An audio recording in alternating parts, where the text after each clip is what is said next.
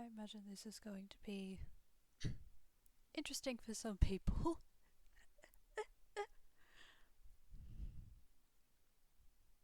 I decided to play this game just for fun.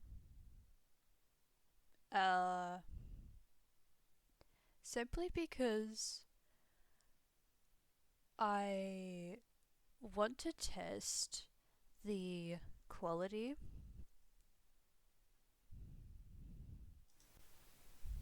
And there's my profile. Yeah. I thought it would be interesting. So I do have a plan to stream properly and add more fun stuff to my streams. But this is just kind of a test because I feel like it. This would be the first test, and the second test would be when I do an introduction. Yeah. So there is going to be a content warning at the start of this.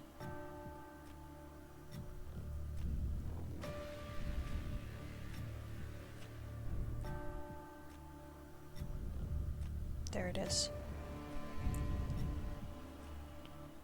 So this is the demo of the game. As many have become aware, for those who have seen, this game is coming soon. It isn't available quite yet, but they do have a demo version. And I find this game quite interesting because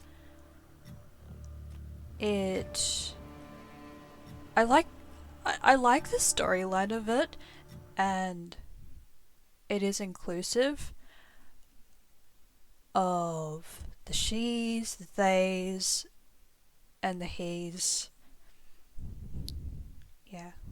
It would be cool if they included other pronouns, but yeah. Okay, well, I'm just going to skip ahead with this, but this may be shown again soon enough.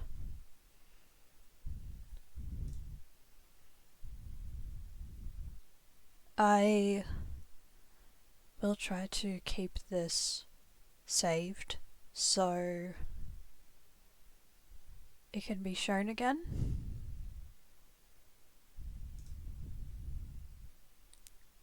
And I did read through this earlier. I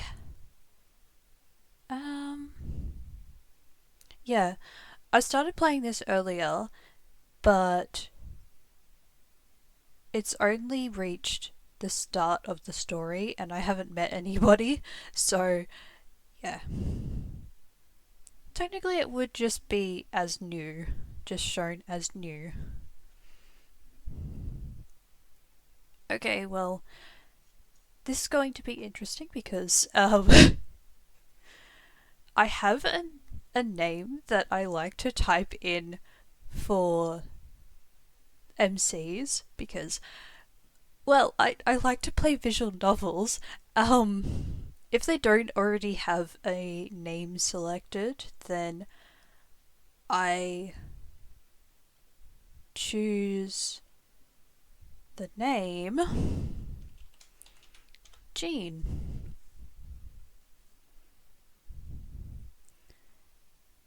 And that could be a description of me, but also a description of a character that I create. Technically, I have a few OCs in my brain. but Jean is like specifically a character that is going to be communicating with multiple characters and not just a small group, I suppose. Kind of makes you think that they're polyamorous. So, yes. And still, a they them. This world began to unravel long before you were born.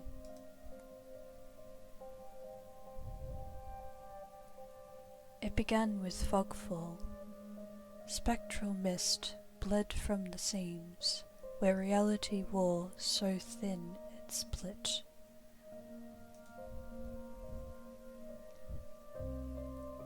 And from that fog emerged monsters, inhuman beings with unnatural powers.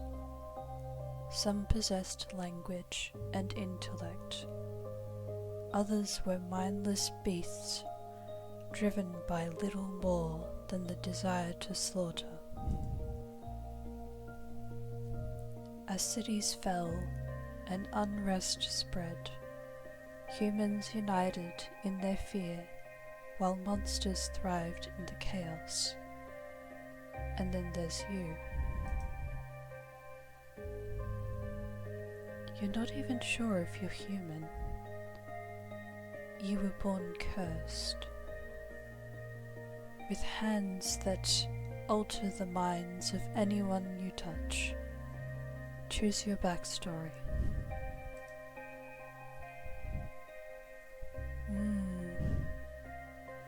Now this one took a bit of time to consider, because, as I mentioned earlier, I have a few OCs that I have written about, and some that I plan to write about that are just still stored in my brain. But to make this easier, I am choosing based on my own interest and what I imagine would be the interest of Jean.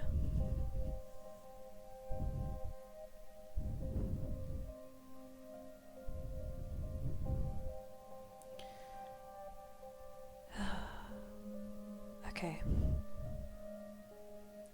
You were raised as an oracle in a remote temple.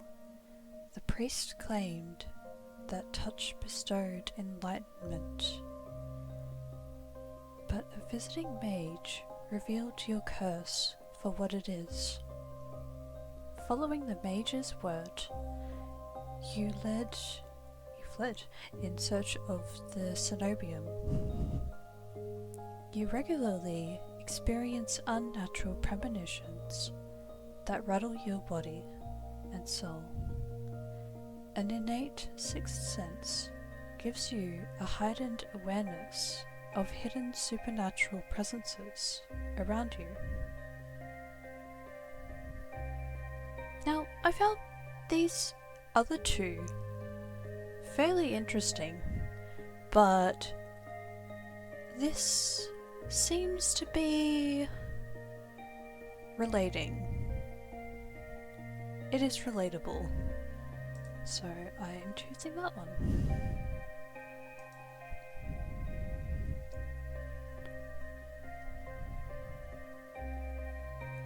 Your name is Jean. You selected they/them pronouns. Your backstory is the unnamed. Is this correct? Yes.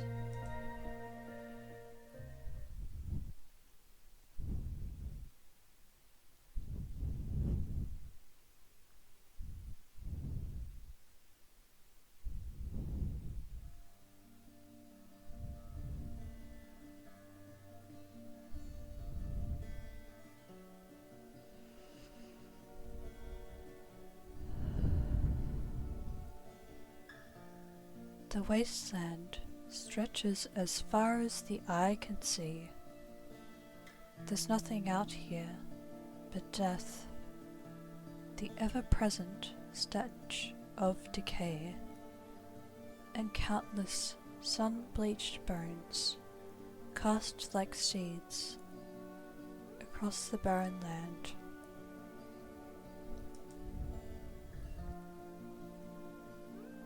I could say death doesn't scare me, but to tell the truth, I'm desperate.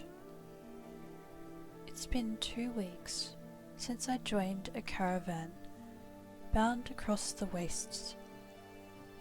Finding a group that would accept me as a trial in itself was a trial in itself. As rations grew sparse and my canteen ran dry, I began to despair. But then I saw it.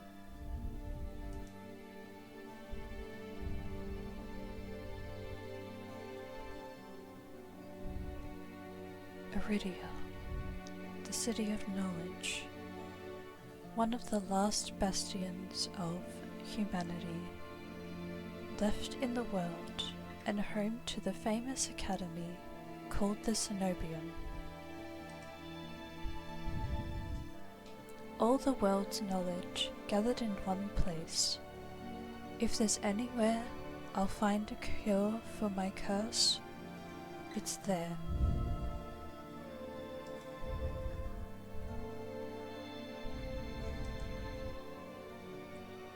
All that stands between me and a curse is a final stretch of salt-soaked wastes. Or so I think, until I see the first tendrils of fog snaking beneath the wagon.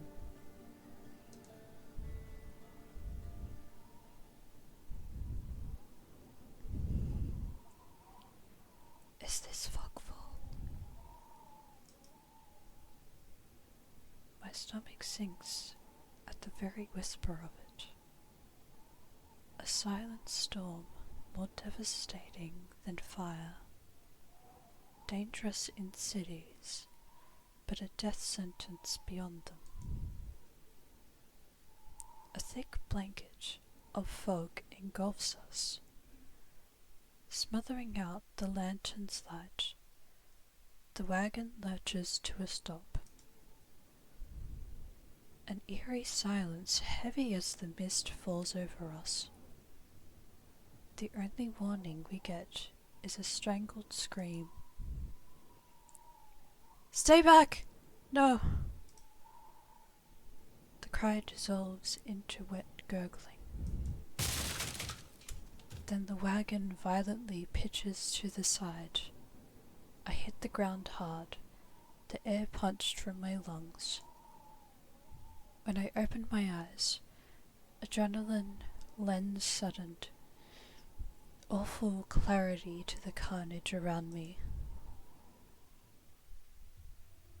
A traitor I once shared bread with lies, face down in the mud, their back reduced to long strings of torn muscle, gleaming gristle, and exposed bone. Bodies litter the wasteland. I try to rise, but my ankle explodes with pain so blinding. White blooms across my vision. Only when my eyes adjust do I see the dark shape in front of me.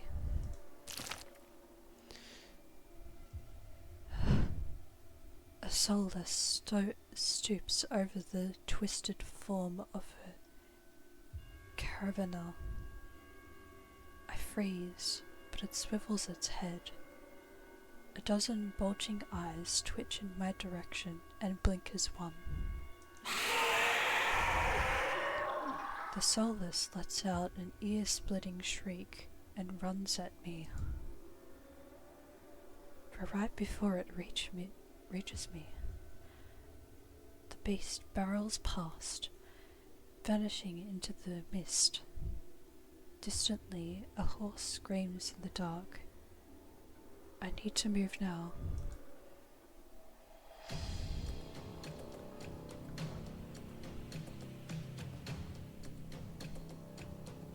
I see.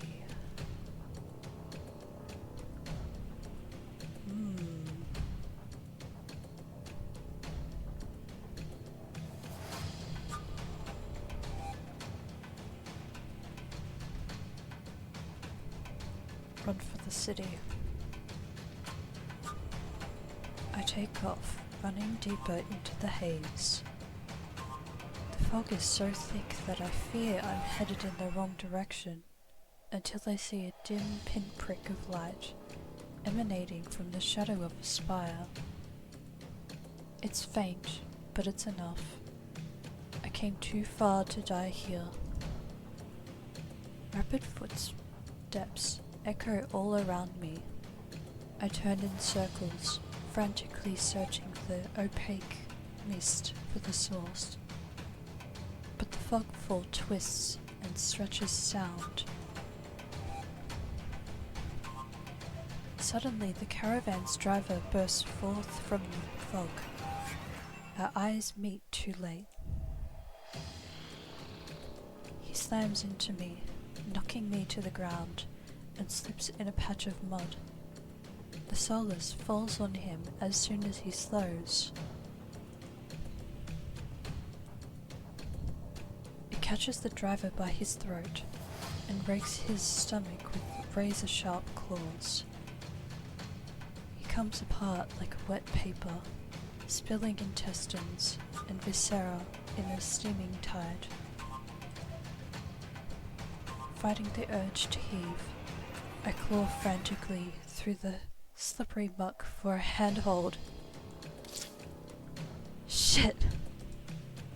My hand catches on the jagged edge of a rib jutting up from the water. Bandages unfurl around the gouge torn deep in my palm. The pain's quickly forgotten when a hand closes around my wrist.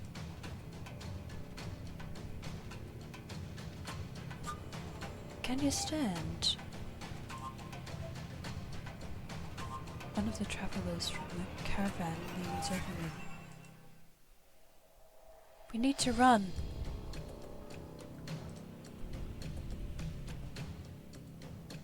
Oh, I suppose they would have a different voice, but anyway.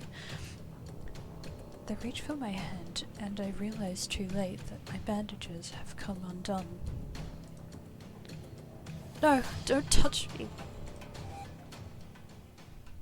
The sensation of their thumb brushing the back of my hand sends a shiver down my spine.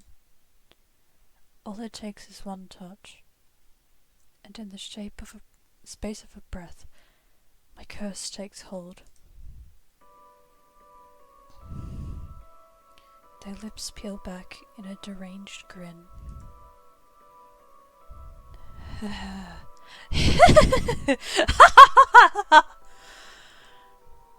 No, I've seen this face countless times before. This is my curse. Madness of my own making. Their grip on my hand tightens until pain radiates from my knuckles. Let me go. Suddenly, clammy hands crush my throat, choking off my breath. Die, die, die, die, die! Spit bubbles at the corners of their mouth and flecks my face. The edges of my vision darken as my lungs scream for air.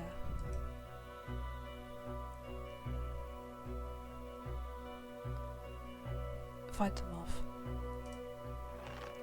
My nails gouge deep into the traveller's wrist, but no matter how much blood I draw, they don't flinch. The more I struggle, the tighter their grip grows. My pulse hammers in my ears, slowing with each thudding beat. This can't be happening. I'm going to die. and not because of the fogfall or the soulless, but because of my own curse. Tears sting my eyes. No, no, no, not here, not like this. The hands drop from my neck, leaving me wheezing for air. My lungs burn with each ragged cough. My vision clears, and the traveller's face takes shape, hovering inches from mine, lips still split in that macabre smile, even as blood seeps between their teeth. They give one last shuddering breath, then slump over the claws hooked through their stomach.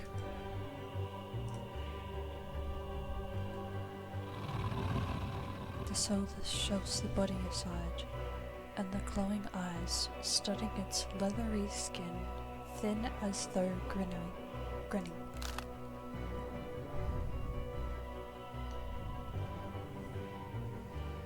There's a flash of claws, red spill across my vision. I thought there'd be pain as I sink into the murky water. All I can feel is the grit of silt filling my mouth and the icy embrace of shallow water. Distantly I notice an arm resting among an outcrop of reeds, mine neatly severed at the elbow. It should have taken both arms. Without them, maybe I could have survived.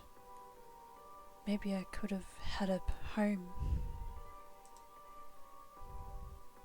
Instead, I'll die cold, alone, and face down in a desolate wasteland.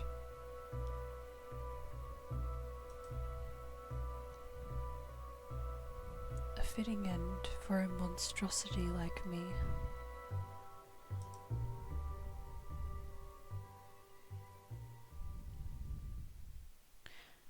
I do apologize if the volume is a bit weird. I was getting into character. Yeah. I could have lowered the range a bit, but I just improvised.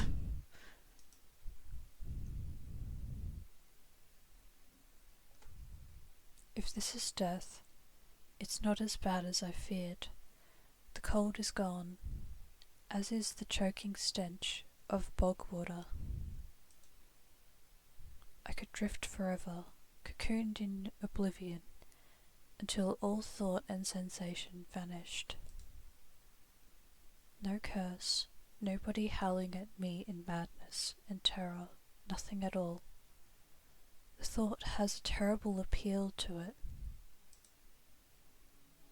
But the next moment, I take a reflexive breath. Air pours into my lungs, then out again in a ragged gasp.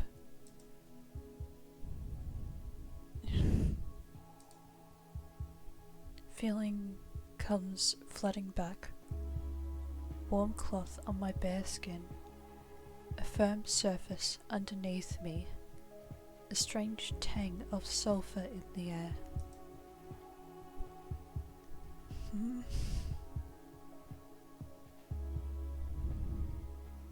Okay, for this part, I'm going to I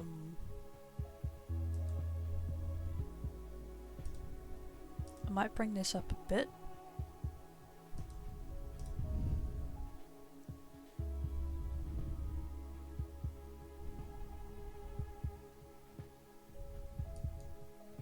Do not be afraid. I twist my head toward the voice. Tears flood my bleary vision at the bright glow of lamplight. Try not to move.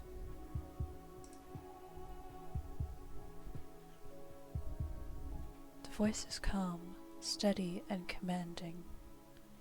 But more importantly, it's a stranger's voice. One thought cuts through my mental fog. I have no idea who this is, and I'm completely at their mercy. Stay away from me! My words come out in a little more than a creaky whisper. I clamp my mouth shut, hating how weak and helpless I sound. No. No? Who the hell is this?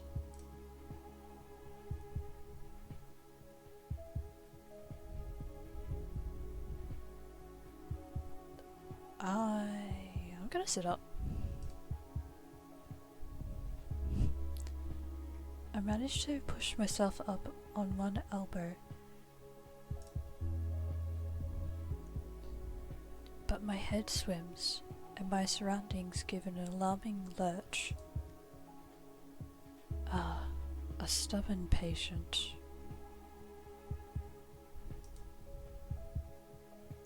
I don't have the strength to dignify that with a response.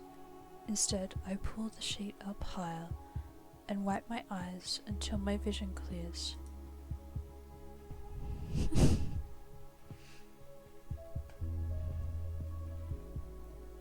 stranger towers over my prone form. Warm light reflects off his pristine medical coat.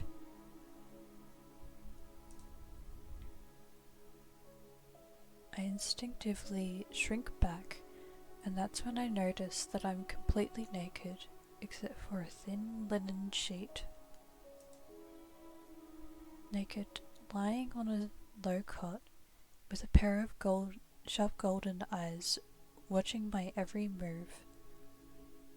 The man's gaze flickers to my exposed, unbandaged hands. I plunge my hands under the sheet to hide them from sight. Though it's too late, he must have noticed what they look like.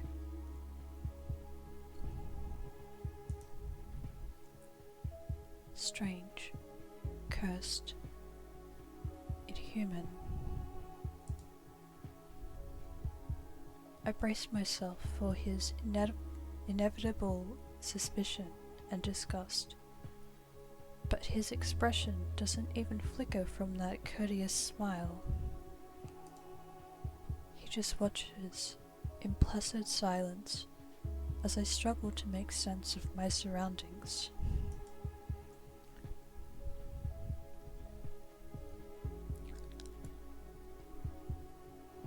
Where am I? Who are you? Be calm. You are safe here.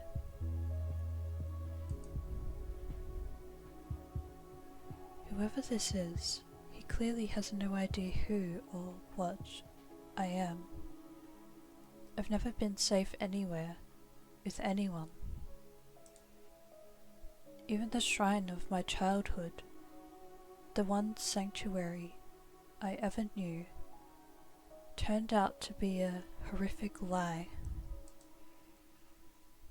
I scowl, pulling the sheet protectively around myself. Where are my clothes? The man's golden eyes narrow slightly. A sharp sigh rustles the papers in his hands.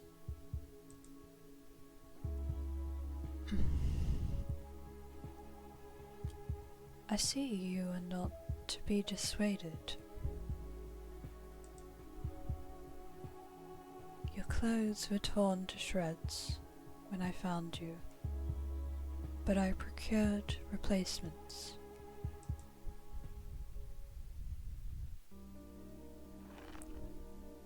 With a soft creak, he stands from his chair, giving me a better view of my surroundings. I seem to be in some sort of medical clinic. Bottles of silvery alchemical concoctions line the counters in neat rows. The air makes my nose twitch, a faint whiff of smoke, and something distinctly metallic that I can't quite place. I need a moment to hydrate.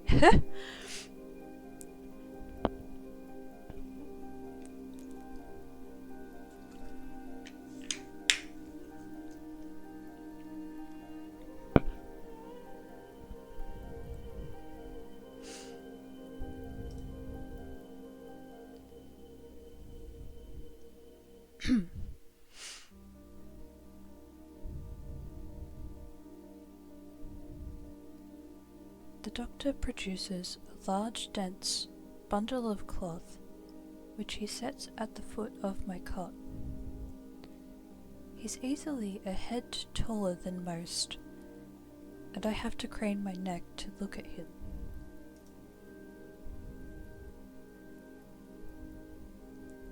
Could you step out? I lift my head, looking defiantly into those golden eyes. Meeting his gaze sends a hot frisson down my spine. Something about him nags at me, like a half-formed memory I can't place. Could you step out first? I'm not getting dressed with you standing here.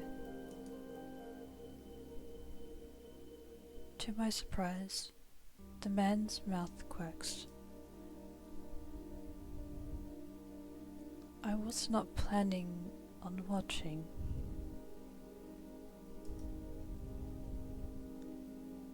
Still smiling to himself, he disappears through a narrow door. I hear a soft click as the lock turns behind him. I count to 3 in the sudden silence. When I don't hear any more footsteps, I reach for the bundle of clothes.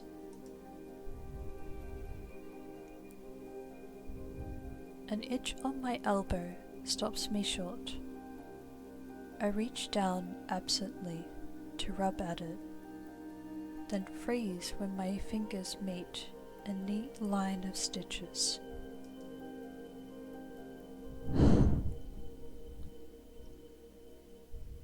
I know what I saw. That beast took my arm clean off. And yet my arm shows no sign of injury apart from the black stitches poking through my skin. I gingerly flex my fingers, feeling my heart race at the sensation.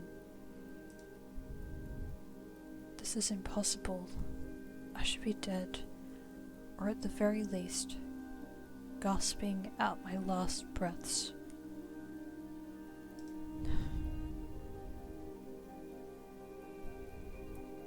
I squeeze my eyes shut, waiting for the pleasant dream to unravel, to wake up bleeding out in the swamp.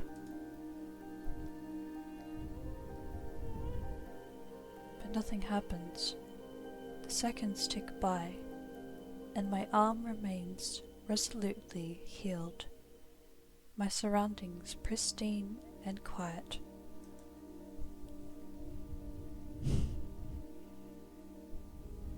In numb disbelief, I reach for the replacement clothes and begin stiffly pulling them on. They're thicker and warmer than mine were, with a black woolen cloak to go with them. But there's one thing still missing: my bandages. The golden-eyed man didn't leave me with any, even though I know he saw my hands.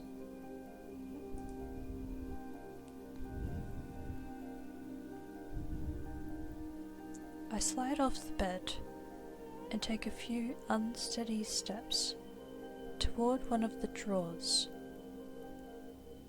If this is indeed a doctor's clinic, there must be bandages somewhere. I start opening drawers at random. And of course, that's when the door swings open once more. Are you looking for something?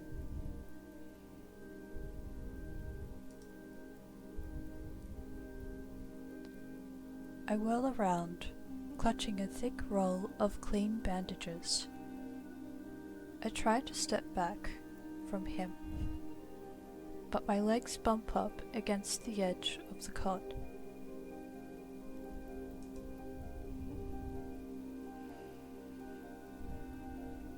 Your caution is understandable, though if I meant you any harm, you would know.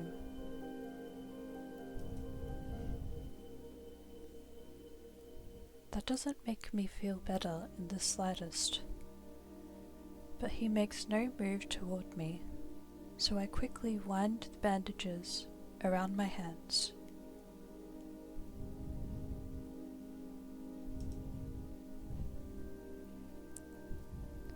The glowing scars and mottled skin disappear under a layer of clean white cotton.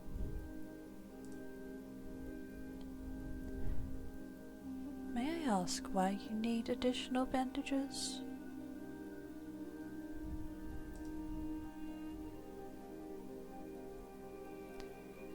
I clenched my jaw. I knew it would only be a matter of time before he asked about my hands, though the way he does it is strangely roundabout.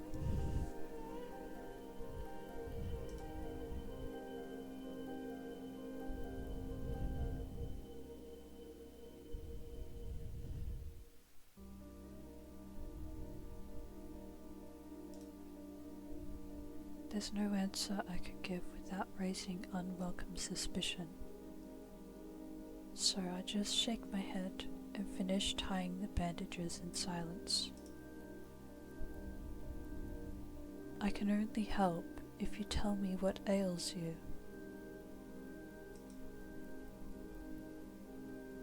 An involuntary snort of laughter escapes me. Where would I even begin? Would he even believe me if I told him? No, best to keep my curse to myself for now, and learn more about him first. Who are you? You may call me Crush.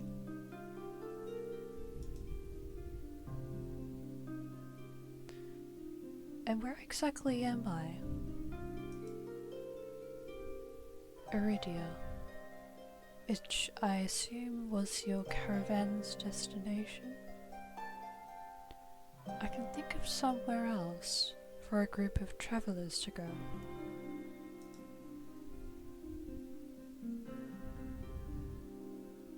Iridia, so I made it to the City of Knowledge after all. I should feel relieved, but all I can manage is a vague sense of increasing unease. How did I end up here? I brought you to my clinic, of course. You were the only survivor from the caravan, barely clinging to life. You needed immediate treatment, which you provided? Yes. He says it so simply, as if I'm a small child, and he's explaining basic addition to me.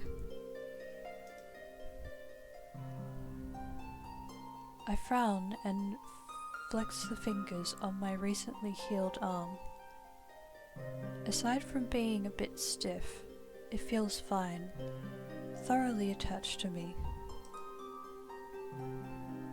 You're saying that you Stitch my arm back on? Pardon? A Solus attacked the caravan. It ripped everyone to shreds. It tore my arm clean off. But when I woke up here, I trail off bewildered. I've never heard of any magic that could heal a mortal wound like this. Any kind of person could do such a thing. What kind of person?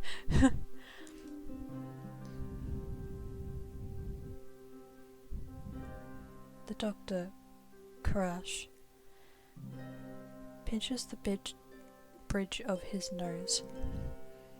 He sits back down in his chair, quiet for a long time. I do not know where you come from, but Aridia is the city of knowledge and deadly secrets alike. Information is power, and it is most unwise to give or receive it freely. Since you have refused to divulge your secrets, I will not divulge mine. That was really strong. I do not even know your name.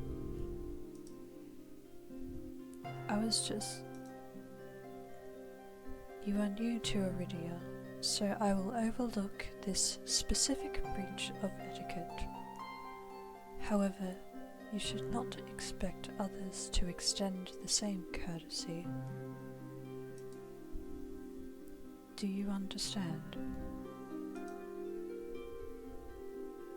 He looks pointedly at my freshly bandaged hands.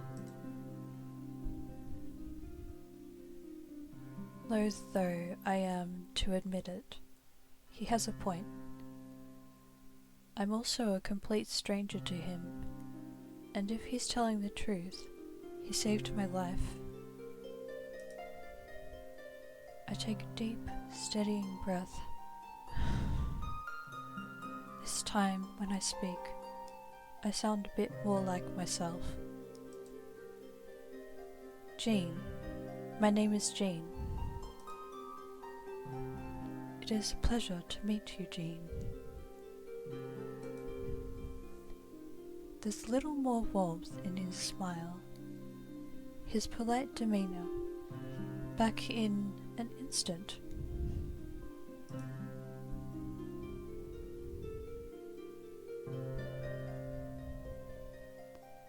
I'm asking the important questions here.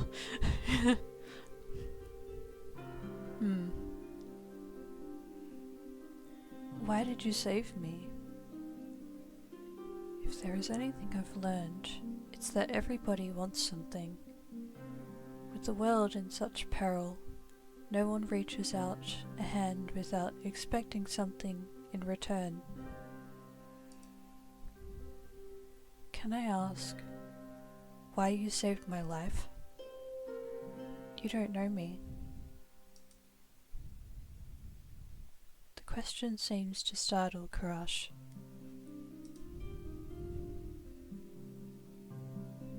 I could hardly leave you to die in the wastes. Assisting those in need is the very essence of a doctor's duty. I wish I could sound a bit better than this. I'm trying.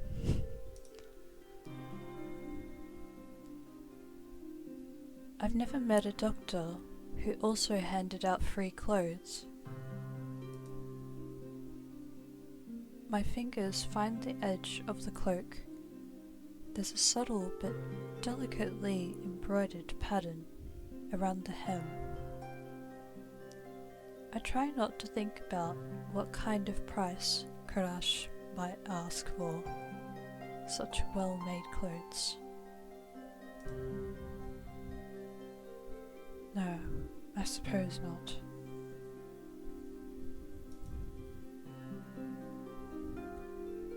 Forgive my presumption. I rarely come across so fascinating a patient. I blink. What did he just say? I simply meant that few would cling to life so resolutely, or brave such a perilous journey to Iridia.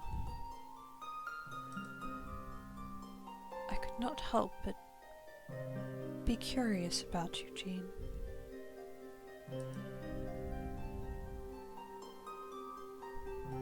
His voice dips to a soft murmur, and he abruptly looks away from me.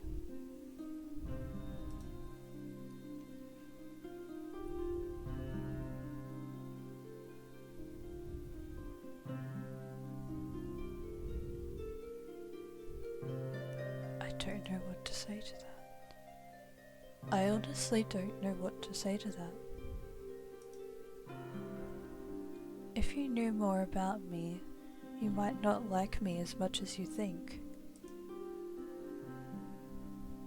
Doctor or not, he wouldn't want to risk his life or sanity over me. No one ever does.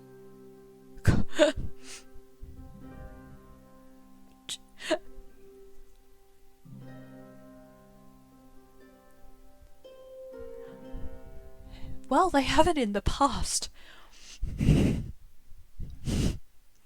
But I'm discovering there are characters who do now. Gosh. A peculiar thing to say. Why would I have cause to dislike you? And here we are, back at my curse, the thing I've been desperate to avoid discussing. A loud knock at the front door stops our conversation cold and spares me from having to say anything else. Duty calls. Unfortunately, you are not my only patient today. The knocking grows more insistent, and Karash lets out a tired sigh. Please wait your turn. Though he says it quietly, the clamour of the other side of the door abruptly stops. Do you need anything before you leave, Jean? Oh. Between the soulless attack and my miraculous survival, I'd almost forgotten why I came to Iridia in the first place. I need directions to the cenobium. The cenobium? The look on his face is downright chilling. He pauses, choosing his words with cold deliberation when he speaks again. Whatever you seek, it is very unlikely you will find it there. The cenobium's gates open for precious few visitors. Even if they did, you would not like what you found inside. My heart sinks if he says that I came all this way for nothing, risked life and limb for nothing. No, that can't be. I've only just arrived and Iridia's the largest city still standing. There has to be a cure for me here. Then if not the cenobium, where would you suggest? Do you know anyone else in Aridia? I shake my head. Then I suggest a local guide. Head to the Wetwick, and ask for Leander. Excuse me? The what? The Wetwick. He sounds deeply unamused. Follow the postings advertising Leander's bloodhounds. They're difficult to miss.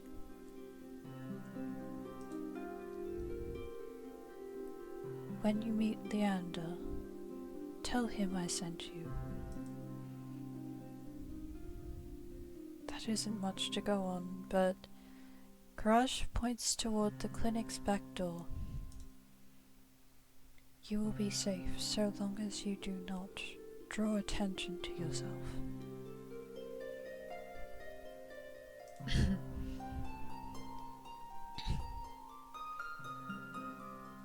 That's easier said than done. I've always been a magnet for the worst sort of attention.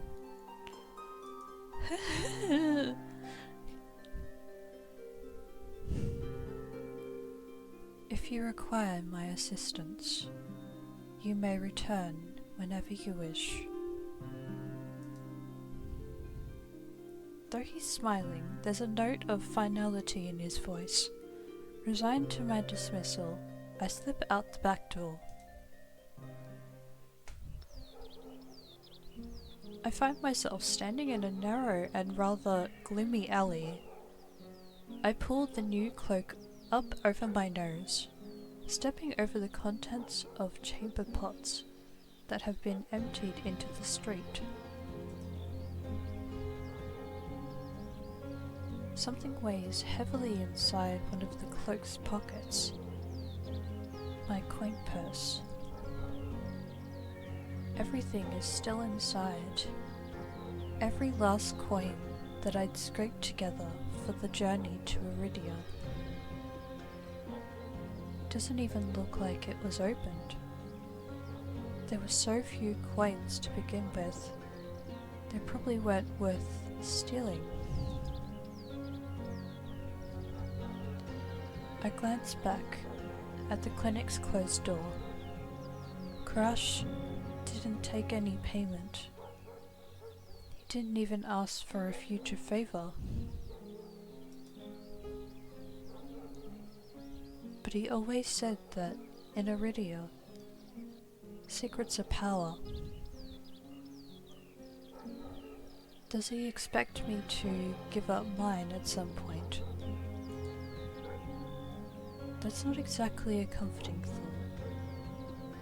Still, no matter why he did it, Crash gave me a second chance and a lead on where I might find help. I'd better get going before he changes his mind. I squeeze out of the alley and into the crowded main street.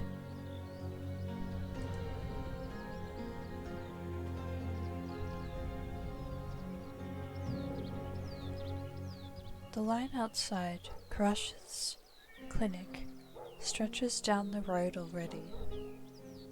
Two thin peddlers queue alongside weathered elders. If any place is in desperate need of a clinic, it's this one. The cobblestones are treacherously rough under my feet. Deep grooves worn between them by regular flooding and decades of hard use. I knew Aridia was a river city, but I didn't expect it to look so eroded. buildings are tired and dilapidated, all crammed together in narrow streets.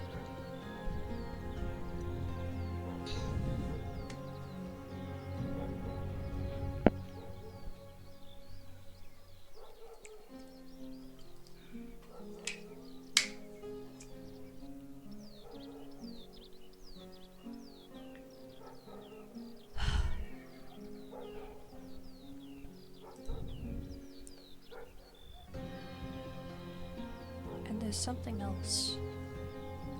A change in the air, like the shift in pressure before a storm. It's subtle, little more than a faint, persistent thrumming, but I can't seem to shake it. A child darts by, clutching something greasy wrapped in paper. The smell of fried food drifts over to me. My stomach gives a faint gurgle.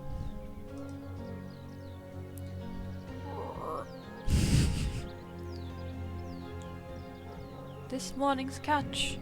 Fried up, hot and fresh. Not too many eyeballs today. That sounds disgusting, but I'm starving, so I duck my head under the stall's grubby awning. A large fish leers up at me, its 3 bulging eyes still visible through the thick layer of crispy batter. The vendor gives me a gap-toothed grin. What's the cheapest thing you've got? The vendor points at a metal basket of what looks like long strips of savory fried dough. Fresh long lads, 3 copper apiece. Don't burn your mouth.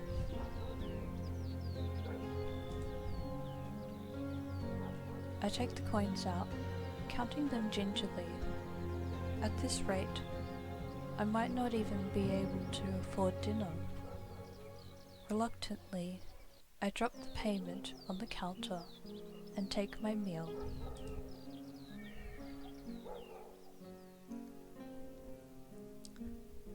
Two streets later, I pass under a wrought iron archway, adorned with dangling garlands of red and pink lilies.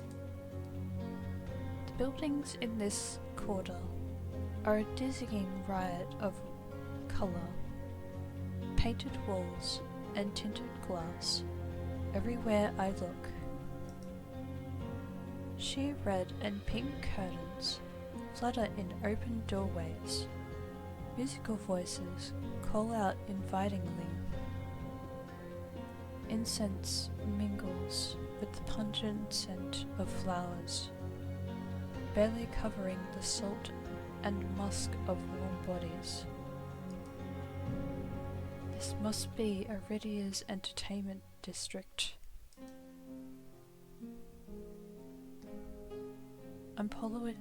I'm polishing my food and dusting the crumbs from my hands when I spot a poster.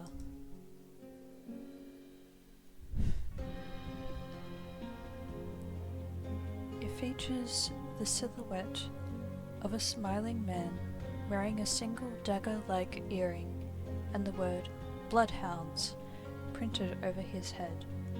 A motto, "As above, so below," circles the artwork. If Leander is the leader of the Bloodhounds, then the face printed on the poster is likely his.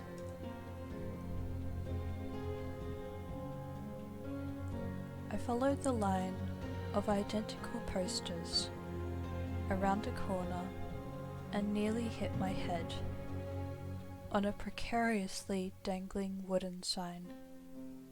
Looking up, faded orange letters read, "The Wet Wick."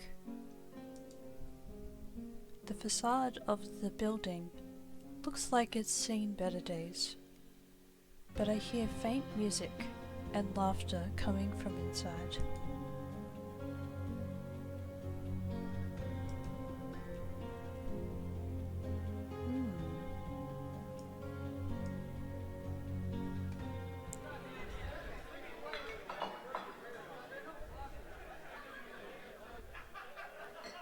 The inside of the bar is a far cry from the abandoned exterior.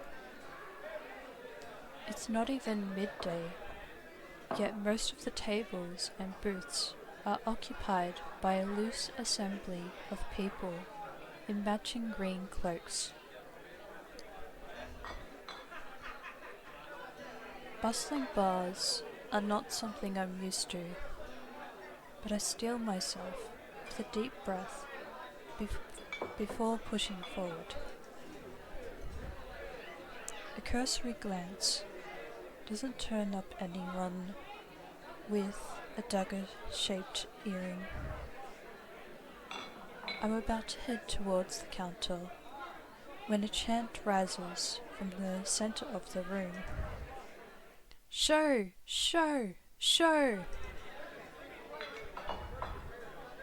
The remaining green cloaks abandon the bar and their booths to rush towards the center of the room in a sudden torrent.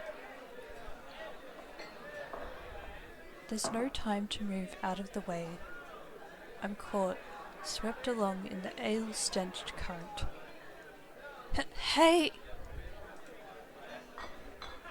Rhythmic chanting drowns out my voice. I thrush, throwing out my elbows as the press of bodies grows heavier. My hip knocks into a table. I grip it, holding on tight to steady myself. But the crowd has stilled. The chanting stopped.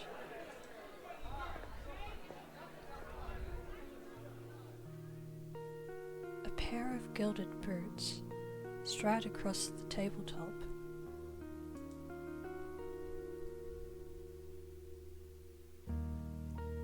Seriously, you dogs? Again? Scattered laughter and cheers rise from the audience. I drag my eyes upwards.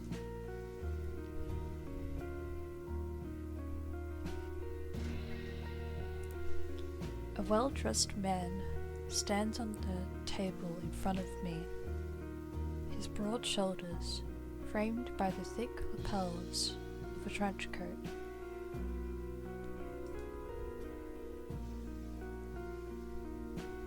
This really is the last time, alright? This time when he speaks, the audience falls silent, as though bewitched by his magnetic presence or rich, low voice. But nothing is as captivating as his smile. He beams at the crowd around him, a performer on his makeshift stage. Don't blink, or you'll miss it.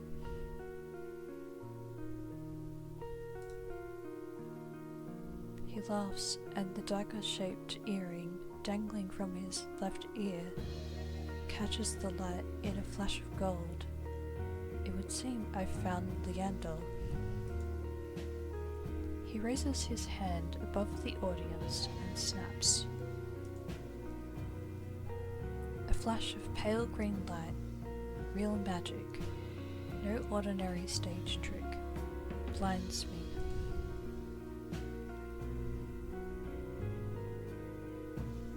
As the brilliance ebbs, my gaze refocuses on the mage towering above me.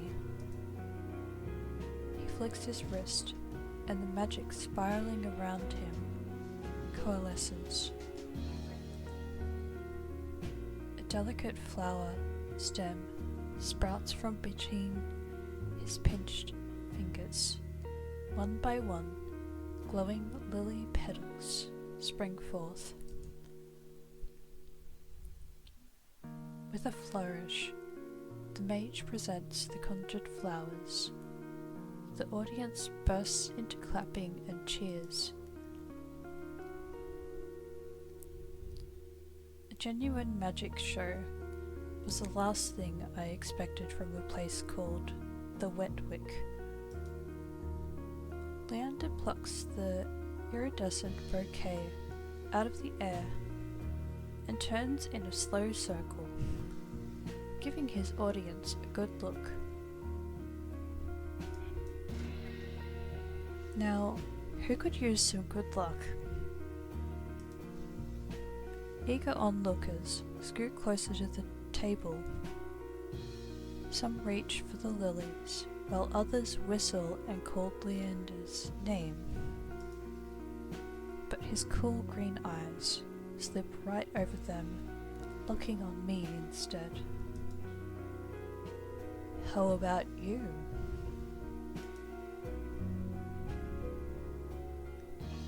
My chest tightens. Every person gathered turns to stare at me.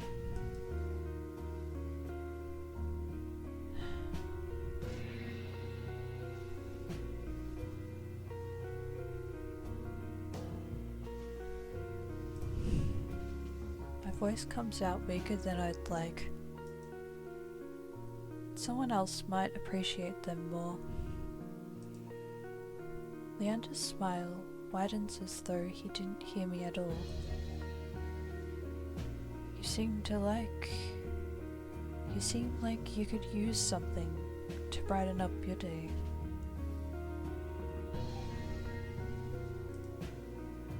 But as he speaks, the lilies fade away in a shower of opalescent light. To my surprise, Leander laughs under his breath. That's the problem with flowers. They don't last long, but they leave an impression, right? He grins at me, and I find myself smiling again. Smiling back. Leander steps off of the table, dropping among the excited crowd with an audible clink. All right, bloodhounds. Get back to your drinks. Show's over. The green cloaks disperse at his command, returning to their tables and booths. Before I can make my way towards Leander, his eyes find me.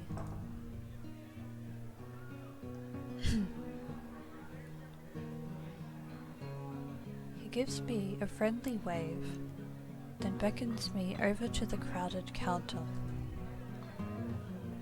I manage to squeeze beside him, but there's so little room that his broad shoulder presses against mine. I tense, but he doesn't seem to mind at all. Is this your first time in Iridia? He says it lightly, with a genuine air of curiosity. Do I stick out that much? No, but I'm certain I'd remember seeing a face as lovely as yours around Lowtown.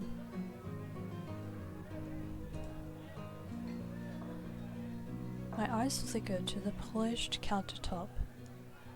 I'm not used to flattery, and being this close makes eye contact difficult.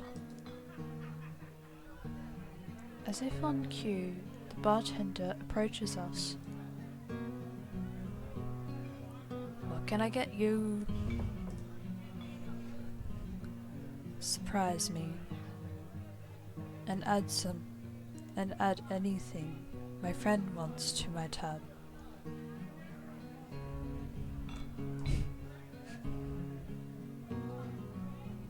This is going to be a little bit of a struggle, but I'm gonna try.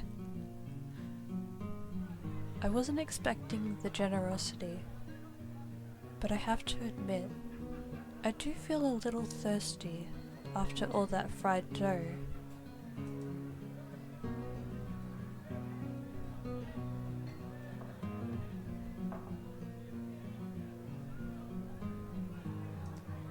What is fine? While the bartender leaves to fix our drinks, Leander leans his elbows on the counter. I'm close enough to notice the purple shadows under his lower lids. His eyes wander over me in return, but when they lock on my bandaged hands, a sour taste rises in my throat. Here come the questions. So, what brings you to the Wick?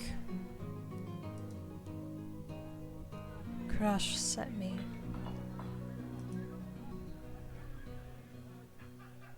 He pushes his hair back from his forehead, but it immediately falls right back into place. So it's about work.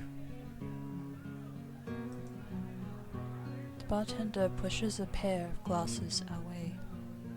I don't realize how thirsty I am until the cool water touches my lips.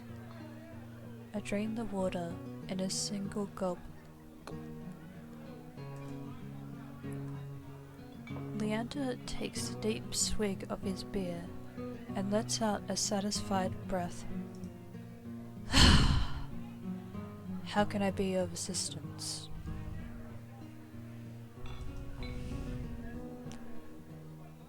I need to get to the cenobium. As soon as the word cenobium leaves my mouth, the entire bar falls silent. Bloodhounds twist around in their seats to gawk openly. Finally, an especially drunk one speaks up. The hell are you bringing up the cenobium in here? Throw about! This is bloodhound territory! The vitriol catches me off guard. From the angry looks thrown my way, it's clear I've broken some unspoken rule just by mentioning the cenobium. When I glance at Leander, he's drinking as though he hasn't noticed the uproar. Only when he catches me looking does he lower his glass. For the love of... He drags a hand down his face. Hey, keep it down, will you? This is business.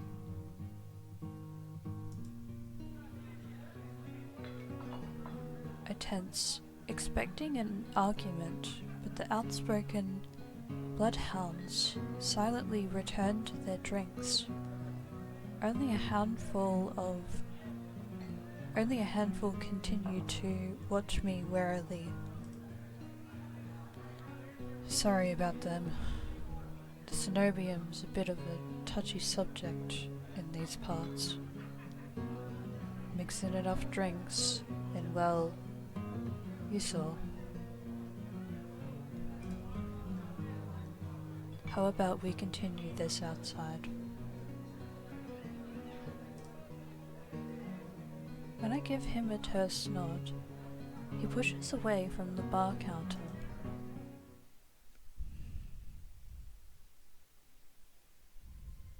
I follow Leander to an alleyway tucked behind the wet wick, where layers of frayed bloodhounds posters have been plastered to the walls. Seeing them side by side, the resemblance between Leander and his likeness on the posters is impressive. Karash didn't send you here for help with the cenobium, did he? From the look he gives me, he already knows the answer. I glance away. No, he didn't. He suggested I find an alternative. Yet here you are, asking about them anyway. What do you need the cenobium for?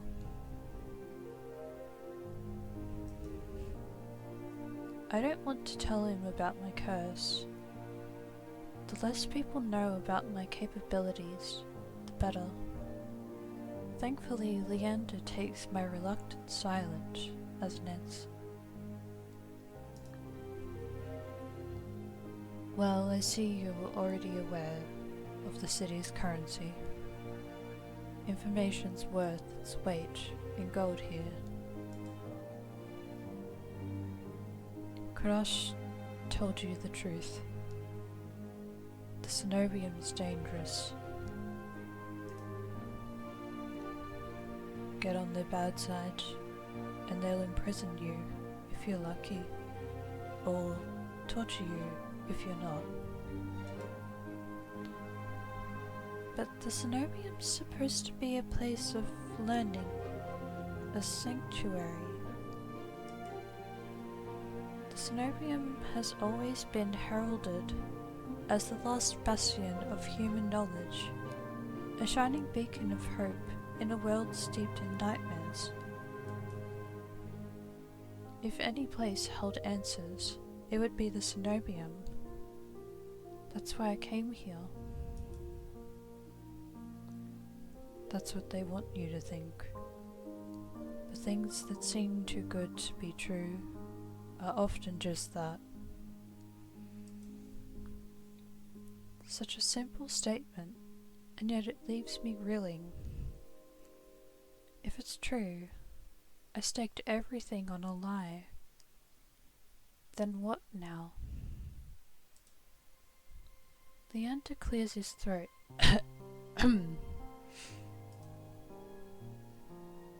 But as I always say, there's solutions to every problem, and alternatives to every solution. He claps his hands and turns to me with a brilliant smile. That's why Karash pointed you to the bloodhounds. Let us help you. Whether it's hunting soulless, finding people, or recovering stolen valuables, we can do it all, and free of charge. I'm shaking my head before he's even finished his practice speech. My patience is wearing dangerously thin. Listen, I appreciate the offer, but my problem can't be solved by a group of good Samaritans. To my chagrin, Leander nods slowly. Then your problem must be fairly serious. And if the Cenobium's your first choice, you're searching for a magical solution, aren't you? When my eyes widen, he nods along, as though he suspected all along. I'd be happy to help you out. That is, if you'll tell me what ails you. Leander might not work for the Cenobium, but he is a mage, and a powerful one at that, if his demonstration earlier is any indication. I'm silent, plagued by indecision. I don't know if I can trust him, but it's not like I have any alternatives. I hate to admit it, but this could be my only path forward. My confession comes out in a pained whisper. I'm cursed. Cursed? Oh, now I'm very curious. What kind of curse? Something ancestral or more recent? He looks me up and down, taking in my face, my eyes, and finally my hands.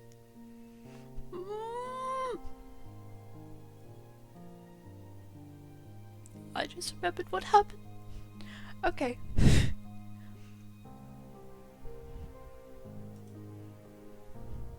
It's your hands, isn't it? I watch until I'm certain my voice will remain steady before answering. My touch is dangerous. It changes people, hurts them. Before I've even finished, Leander begins taking his glove off.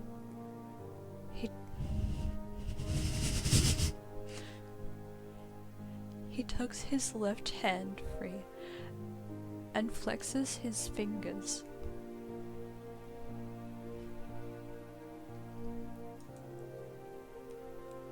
Let's see it. He offers me his hand, and a prismatic flash of magic ripples across his palm, and I'm already shrinking backwards. I can't.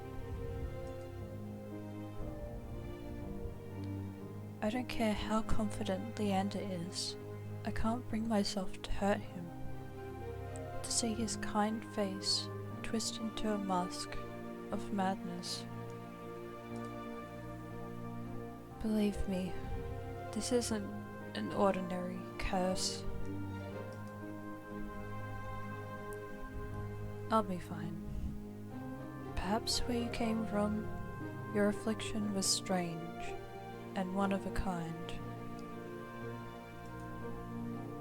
But spend a year in this city, you'll see 1,000 curses and thrice as many cures. Do you really think Karash would send you here if I couldn't handle it? How should I know? I only met him today. I'm as good as any mage in Cenobium. Better even. If they can help, so can I. You don't know what you're asking me. I'm asking you to trust me.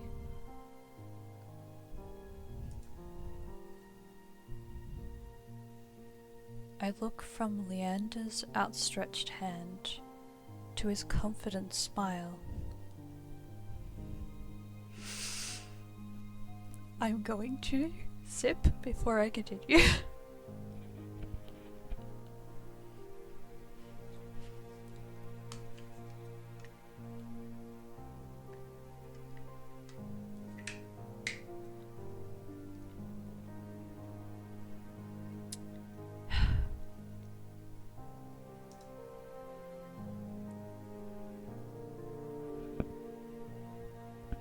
Then, with a short breath, I began unwinding the bandages from my hand.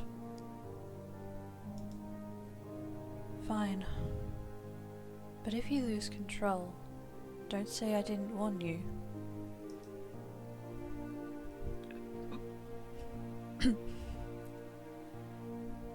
You can tie me up first, if it makes you feel better.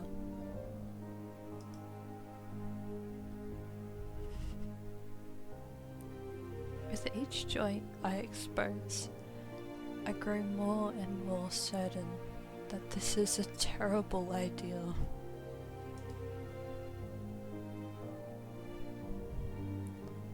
Ready when you are.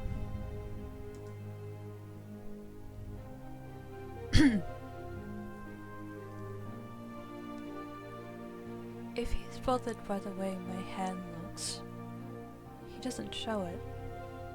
My fingers hover shakily over his palm. 3, 2, 1.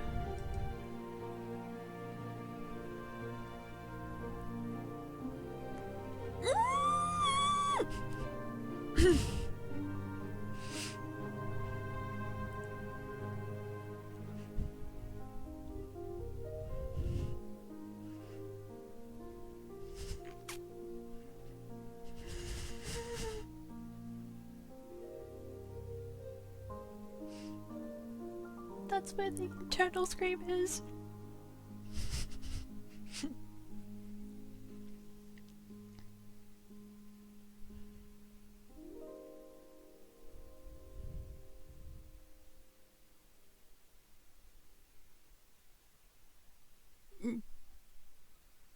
Touch him. I tap his palm once, as quickly as possible. It's barely more than a brush, but that's all it ever takes.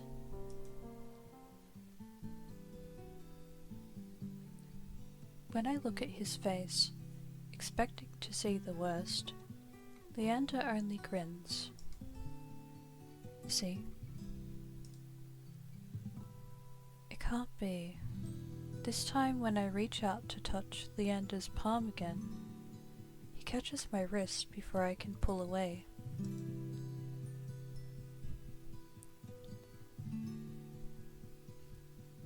I told you, there's really nothing to worry about.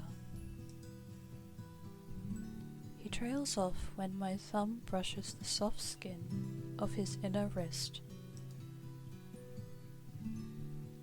I search Leander's face for traces of madness, but his eyes remain clear, soft green.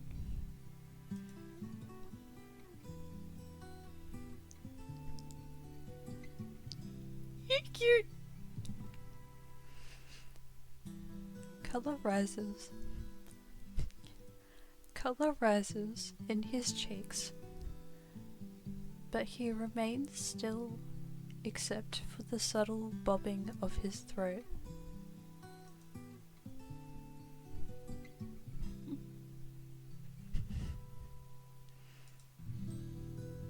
Neither of us speak as I trace the contours of Leander's palm, lost in an awareness I wasn't prepared for. I've been with other people, kissed them, been embraced by them, and more, but not like this. I haven't even got that far. My fingers, long deprived by years of bandaging, pick up every single detail. The grooves of his palm, the smooth shell of his nails, the pulse of his heart. For as long as I've lived, I've never been able to hold someone's hand. Not without dire consequences. I never realized what I was missing until this moment.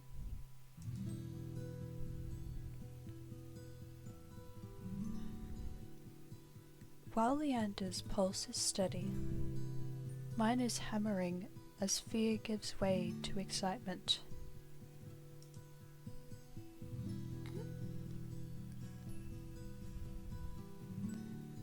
Let him go.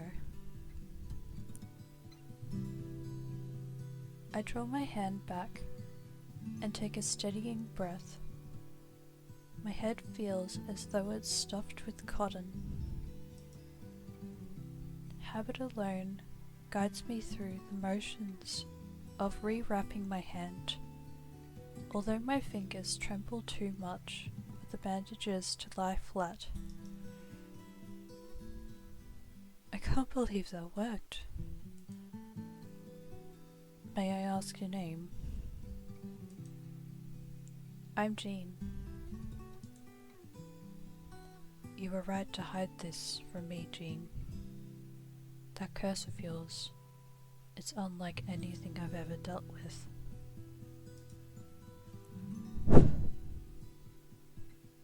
I can tell you're discreet, but you best not go showing that off to anyone else. I didn't plan on it. Are you staying in Lowtown? I pause. Room and board was something I hadn't yet considered. I don't know. Let's get you properly settled then.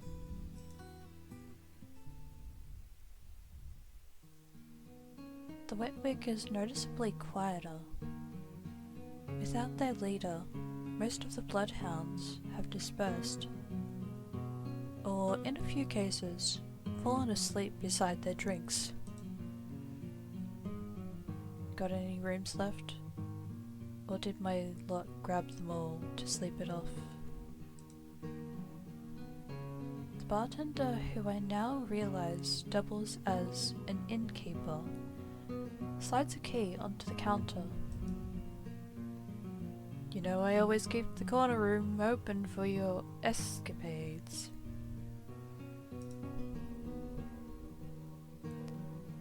Leander's laugh sounds slightly strained, and I always appreciate it, but you're mistaken. This is just for my friend, Jean. Sure. Stay as long as you like. You two have fun. Escapades, huh? Leander clears his throat, then holds the key out to me. But I hesitate. My coin purse barely holds enough for a day's worth of meals, let alone a room. How much do I owe you? Nothing. Bloodhound rates. My treat, since you shared your secret. Food, drink, a warm bed, anything you need. Carefully, I take the key from him. It's small, but weighs heavy in my palm.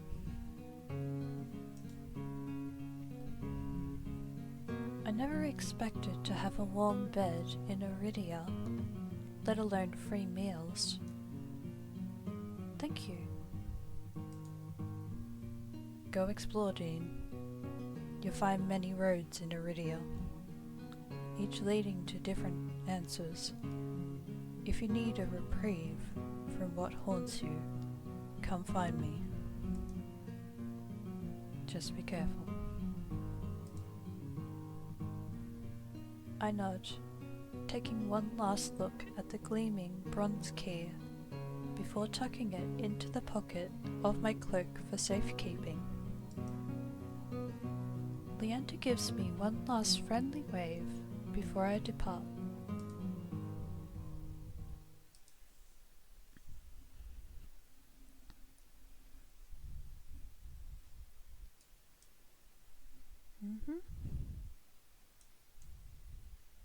Now, guess it's the next scene.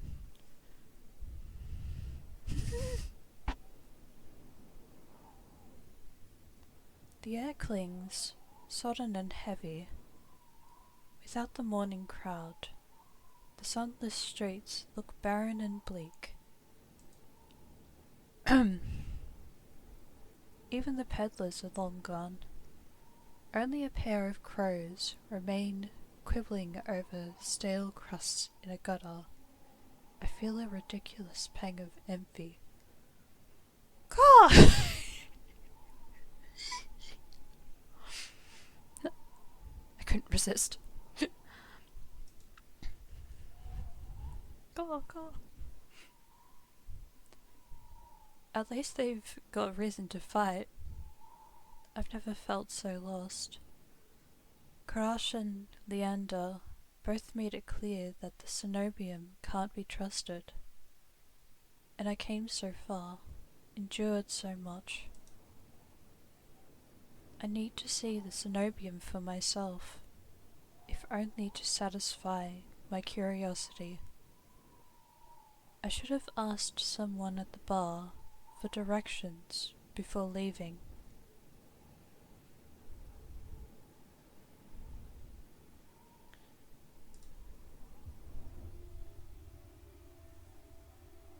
I'm about to turn back when a shadow passes over me.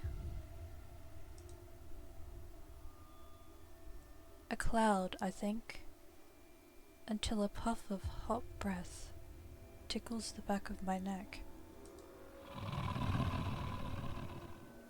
shadow runs down the street in rivulets.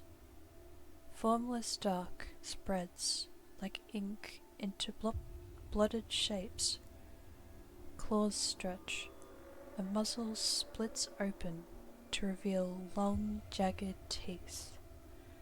A growl rumbles so low and deep I feel it. I want to run, to scream, but I feel trapped, as though the slightest movement or a single breath will snap the jaws around me shut. No, I won't let it end like this. If I'm going to die, I want to see what got me first. I steel myself, then turn.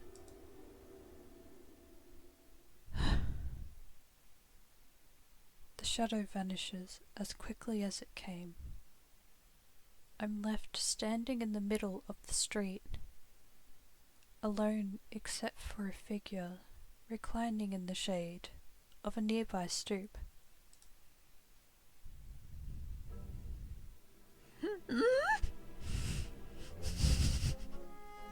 Here we go.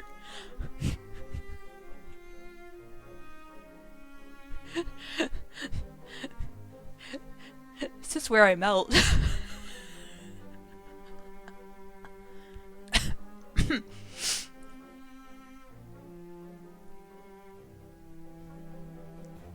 A monster. That much is clear from a glance.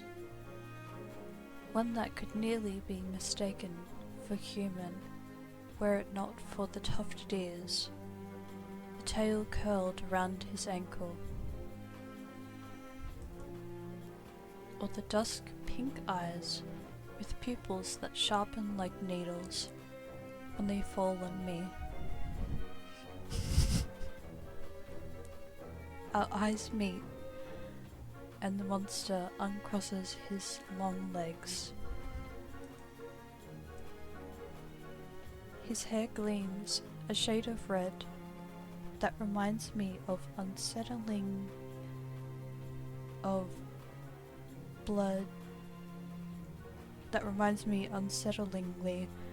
blood, where it curls around his collared throat.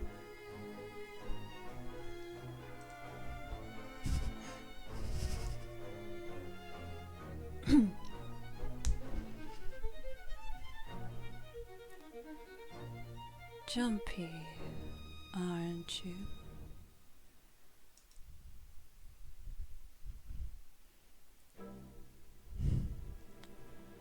His tone is so light and carefree that I glance over my shoulder to make sure he's speaking to me. When I look back, the stranger props his chin on his knuckles and regards me with an inscrutable little smile. Didn't you see that shadow just now? It was massive, moved like a beast. Even as I speak, I'm aware of how ridiculous I must sound, but the stranger's smile doesn't falter.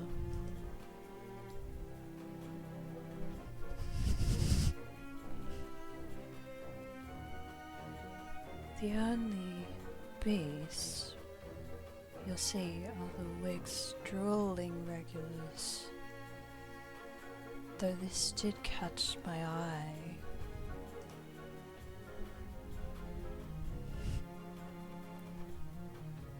With a flourish of his hand, my in-room key appears dangling from his finger. It turns on its chain, glittering when it catches the light.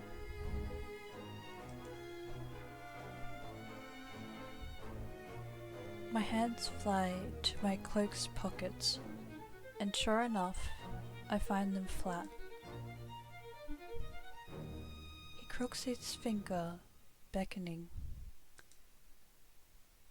I've already taken 2 steps forward, before some stifled instinct stops me. Something feels wrong. I'm still on the edge, thrumming with so much adrenaline that the stranger's shadow flickers at the edges of my vision.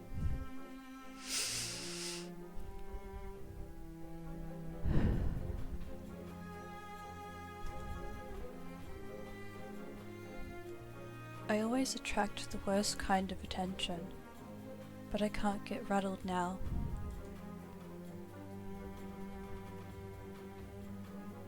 Who said that's my key? Who said that key's mine? Same thing. He smiles wide enough to reveal pointed canines. I saw you drop it. You really should be more careful. City like this, somebody might take advantage. A bald-faced lie said without a hint of irony. There's no way I dropped that key, but I can't think of an explanation for how it went from my pocket to his hand. I approach the man, careful to keep an arm's length away. He doesn't look dangerous, but the most deadly ones never do.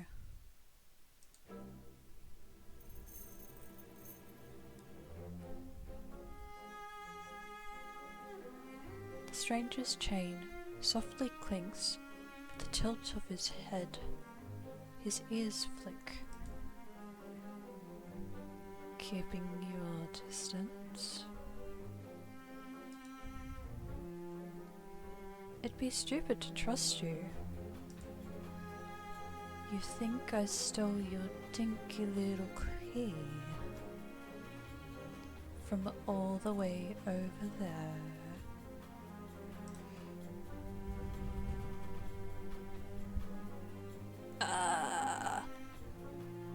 I'm putting on like 4 different voices. Help! Okay. He gives an exaggerated sigh. I'm good with my hands, but not that good. Do I really look like a common thief to you?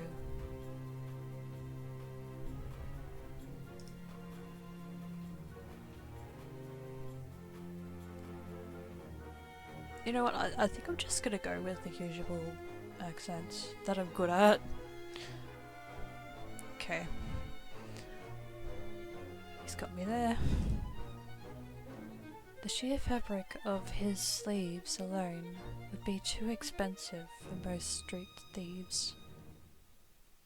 Hell, his shoes look like they cost more than I spent travelling here.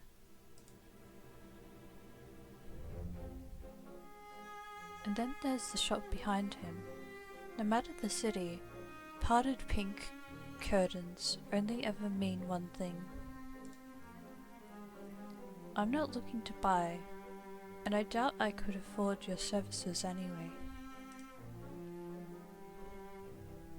Lucky for you, I don't charge.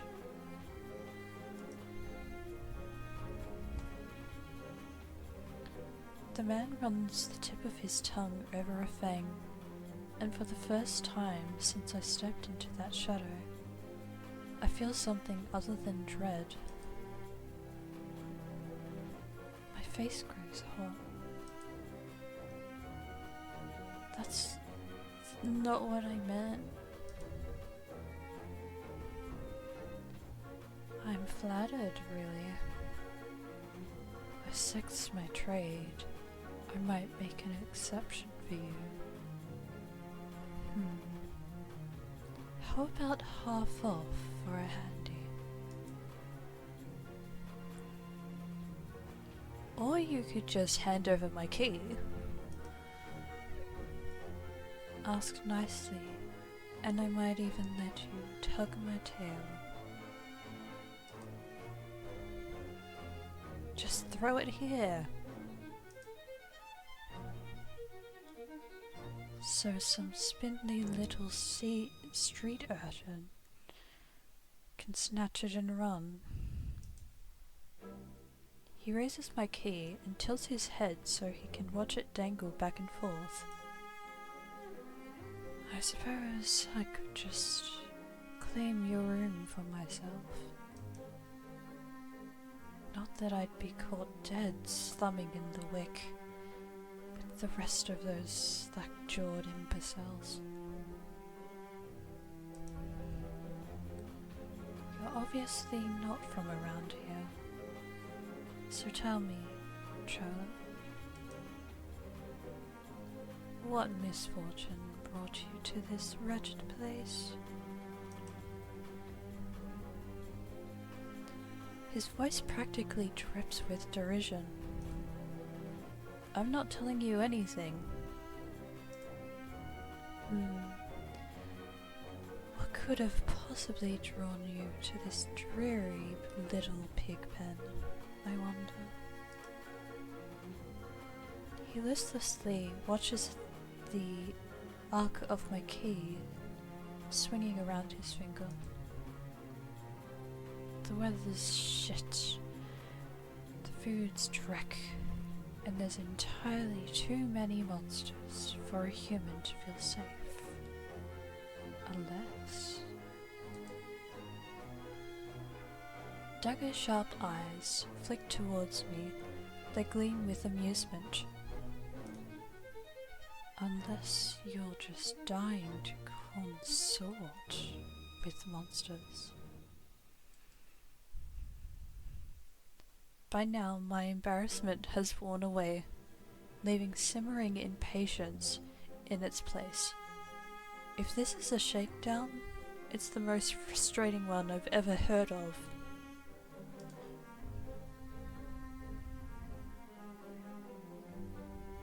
Turn him down. Are you done? Or do you plan on flirting with me until night falls?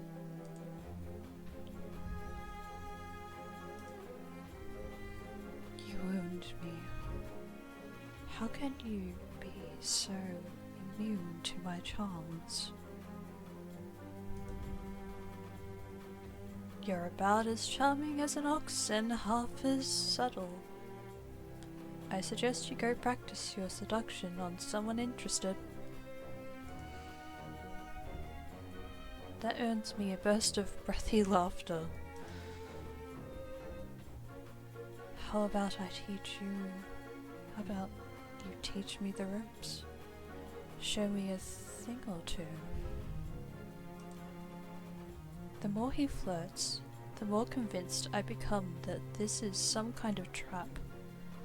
No matter how innocent monsters look, they always have tricks up their sleeves. And something tells me that this one's more dangerous than he lets on, even if he has a lovely laugh. I don't know what you want, or why you're messing with me, but I'm not coming any closer until I know you aren't going to attack or bite.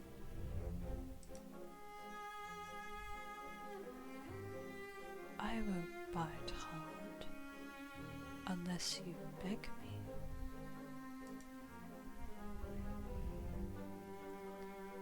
No matter what I say, he finds a way to twist my words into innuendo.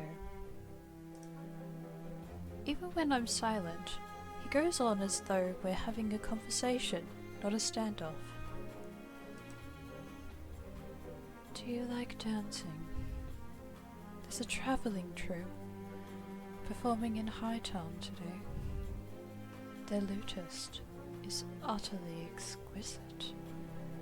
Truly a performance to die for.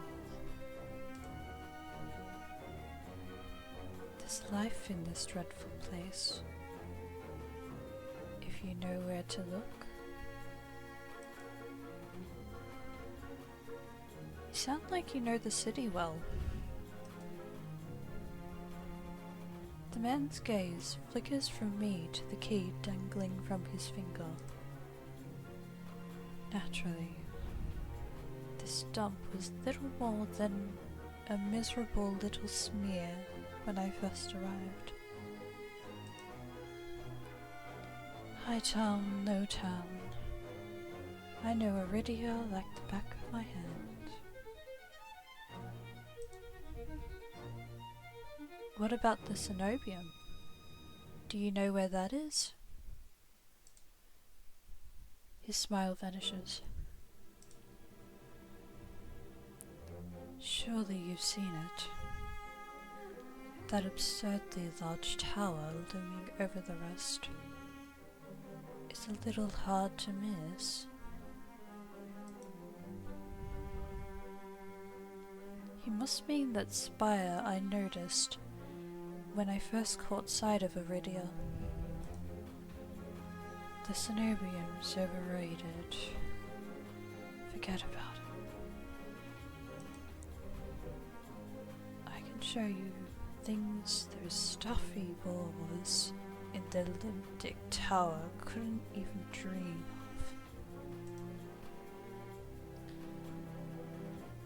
of. I've already got plans. Oh? Have you some pressing matters at the cenobium? Lunch dates with librarians. Tea time with the most esteemed abbess. That's my business. What's it matter to you? I square my shoulders, and the amusement bleeds out of him.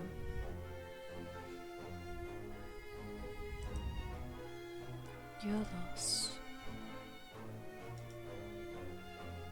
The stranger, finally bored of his tedious game, extends his hand towards me. The key rests on his palm, neatly dividing skin and leather. When he makes no other move, I reach for the key. But as soon as my fingers graze smooth brass, his hand springs shut around my elbow. Hey! He yanks me down and I stagger, my soul slipping on the steps. For a sick moment, I fear my bandages will unravel under his touch, but he's careful not to disturb them, even as his fingers dig into my arm. I knew I smelled blood. You reek of death and the road. And that fucking doctor. His voice, once silken, lows to a smoky growl. The shadows around him seethe and boil as he pulls me close. And something else. He murmurs against my throat, nose grazing my jaw. Let go! I try to twist away, but he doesn't budge. His breath trails down my neck, sending a thrill of dread through me. But just when I fear he'll bite, he takes a deep whiff instead. His wide, flat eyes gleam with naked hunger as he gazes up at me. Not quite human, not quite monster. Seems we're both.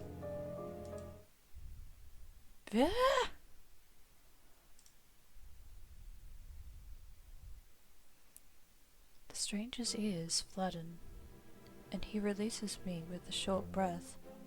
I yank my arm back, massaging it where his grip left grooves in the bandages. The stranger twists around to watch a woman duck out from the curtains behind him. Her pressed uniform marks her as a cleric of the cenobium. I leave you all. I leave you for all of what? 10 minutes? And you're making trouble again. Will you quit harassing the tourists? The stranger there, I take it, rolls his eyes and flashes the cleric a withering smile. So suspicious. Can't you see this is a friend of mine?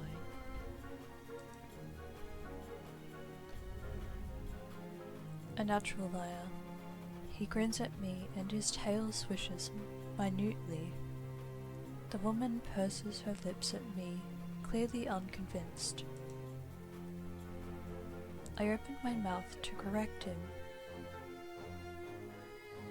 but Veer? Wait, I think it's Veer. Cuts in.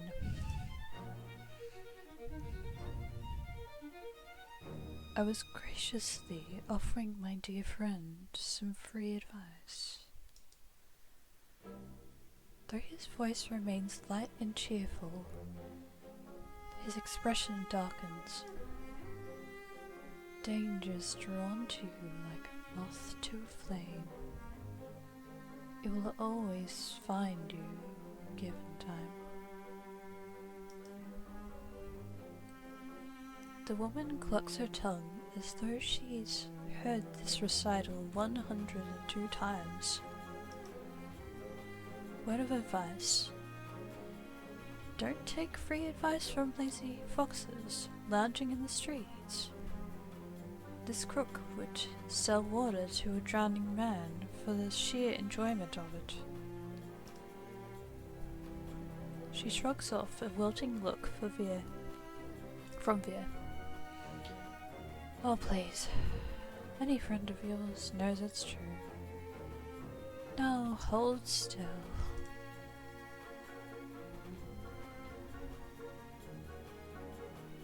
I don't like the extras. Veer rises gracefully at her approach. He pushes his hair aside so it drapes over one shoulder, exposing the long line of his neck. And suddenly it dawns on me that the jingling I heard earlier wasn't coming from the harness attached to his collar, but a leash. A heavy iron chain wound around a hitching post and padlocked to the back of his collar.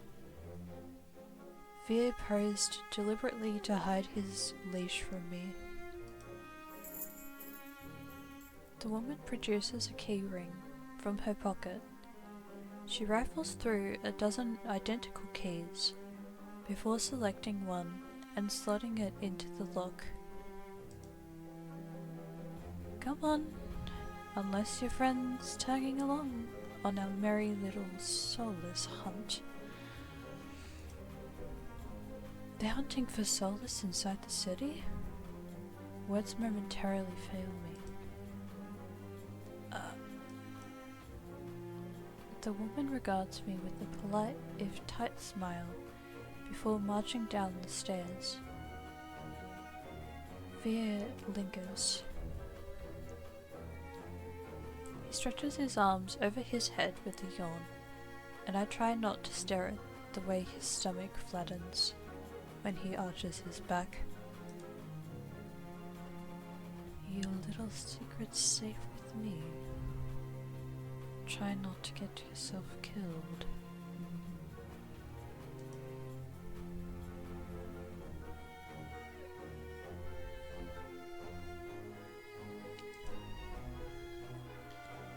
Did you try that thing I mentioned?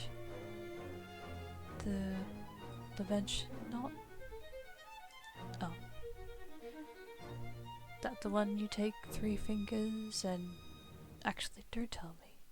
Knowing you, it's disgusting.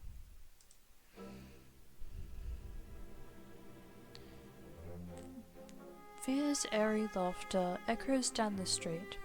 It's only after he and the cleric have vanished from sight that I realize I'm still missing something. Wait! Reflexively, I shove my hands into my pockets and find it, the room key. I pull it out of my pocket and raise it to the light just to be sure. A nagging feeling distracts from my relief. I don't know what Veer's game was, or what he wanted from me. All I know for sure is that the Cenobium saw fit to leash him, a fate I could share, if that's what his vague warning meant. I let my eyes drift skyward, past the lanterns, gently swaying in the breeze, to the Cenobium, faintly visible through the haze.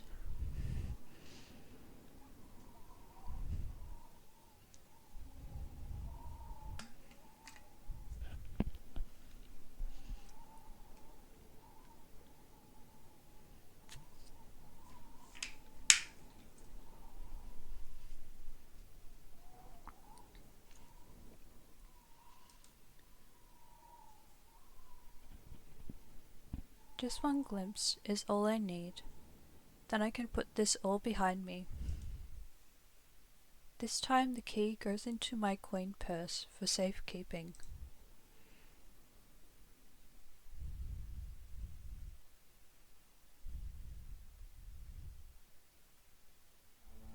It's easy enough to follow the sluggish river that splits Aridia in two. A colossal bridge arches over the dark water below. I cross as quickly as I can, climbing ever uphill toward the distant tower.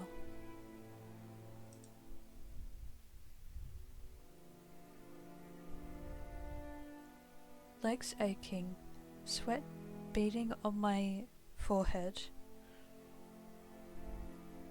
I finally find what I was searching for. The Cenobium of the luminous void.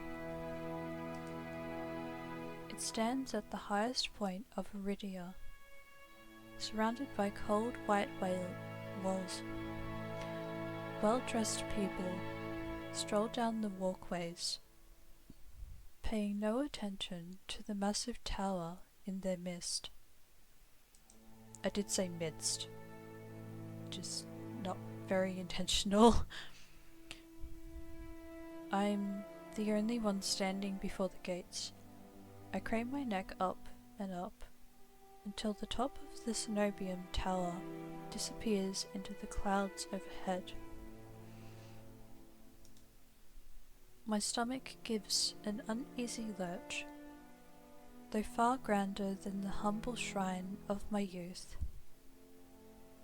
The Cenobium gives the same impression of being a gilded birdcage.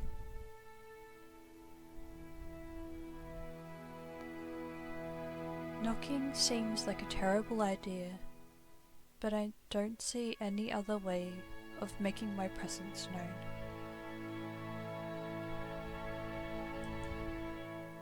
I'm halfway up the steps, and something moves in my peripheral vision.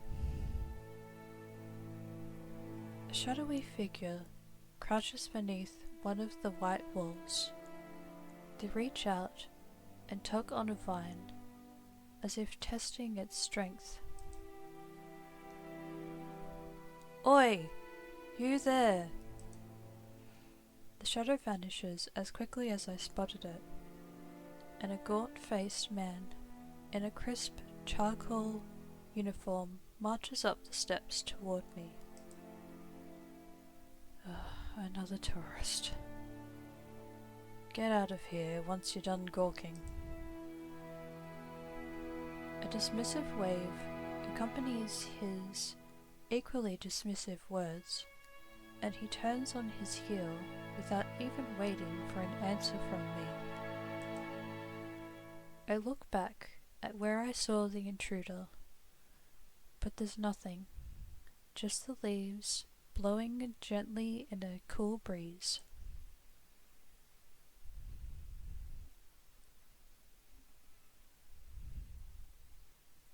I think it's about to move on to the next scene. I mentioned this at the start of the stream that for this stream I will just be playing the game and reading the dialogue because I feel like it. I have been interested in this game for a few months. Yeah. I'm going to keep going. I shall keep going. The next stream that I do will be an introduction to the art. It is pretty much going to be the same as what I had attempted to do earlier, but yeah. I might still have it saved, but I haven't quite reached the point of finding it and being able to upload it. Yeah. I suppose uploading on Twitch is going to be like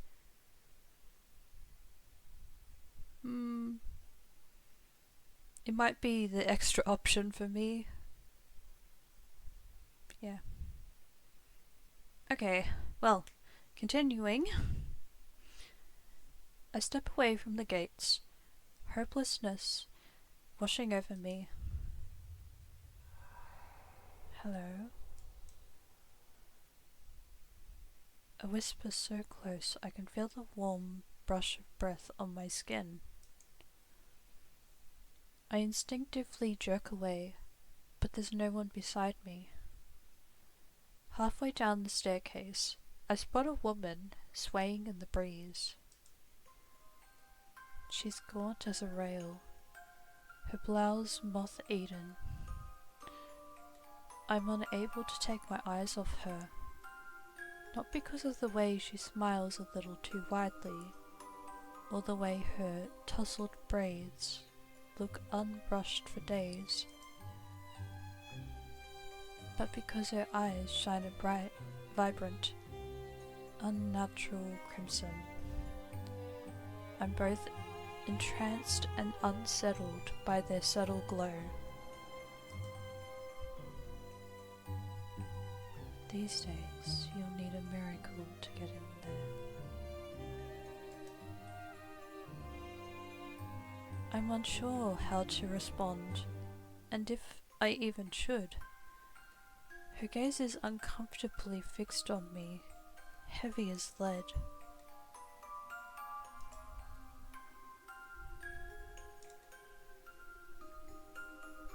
After the experience I've just had, I'm not too keen on indulging strangers with small talk.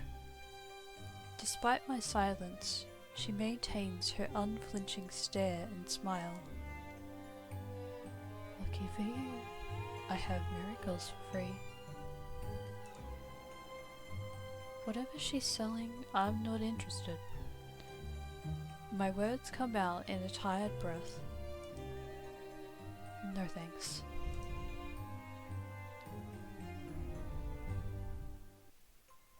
I start down the stairs, but she abruptly steps into my path.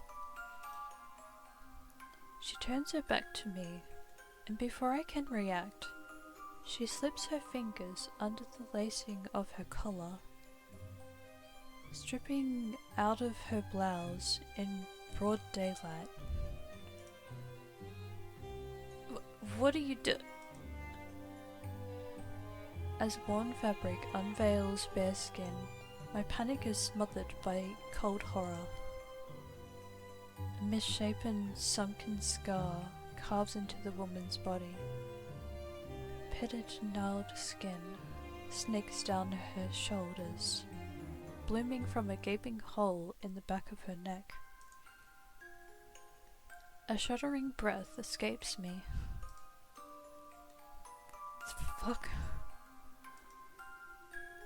Whatever disease this woman had ate away at her from the inside out. How is she able to move or breathe? It's impossible. She shouldn't be alive, and yet the power to cure anything can be yours too. The power of sea spring.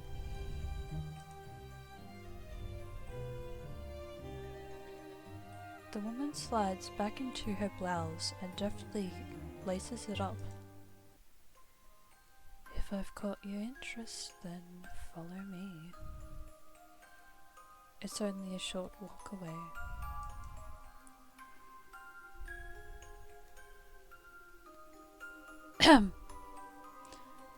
Without another glance, she leisurely strolls down the cenobium stairs, loose braids bobbing behind her. The edge of her scar peeks out from under her collar. I stand there, wordless, until I manage to regain my bearings. It's a twisted miracle, but a miracle nonetheless. This could be the stupidest decision in my life, but what choice do I have?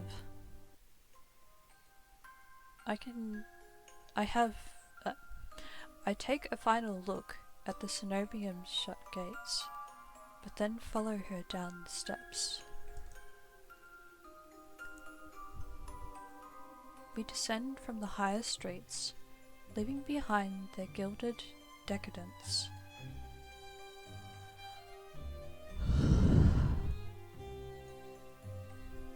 As we cross the river, the wet, derelict districts feel more familiar to me, but the crimson-eyed woman takes me further, then further still, until I'm met with an all too familiar sight. My gut lurches when I face the open horizon. The city's outskirts are hardly recognizable in daylight, and probably safer for it. But venturing beyond Iridia's walls is a gamble I wasn't prepared to take so soon. Keep going straight, and the sea spring will reveal itself to you. I bark out a bitter laugh, loud and involuntary.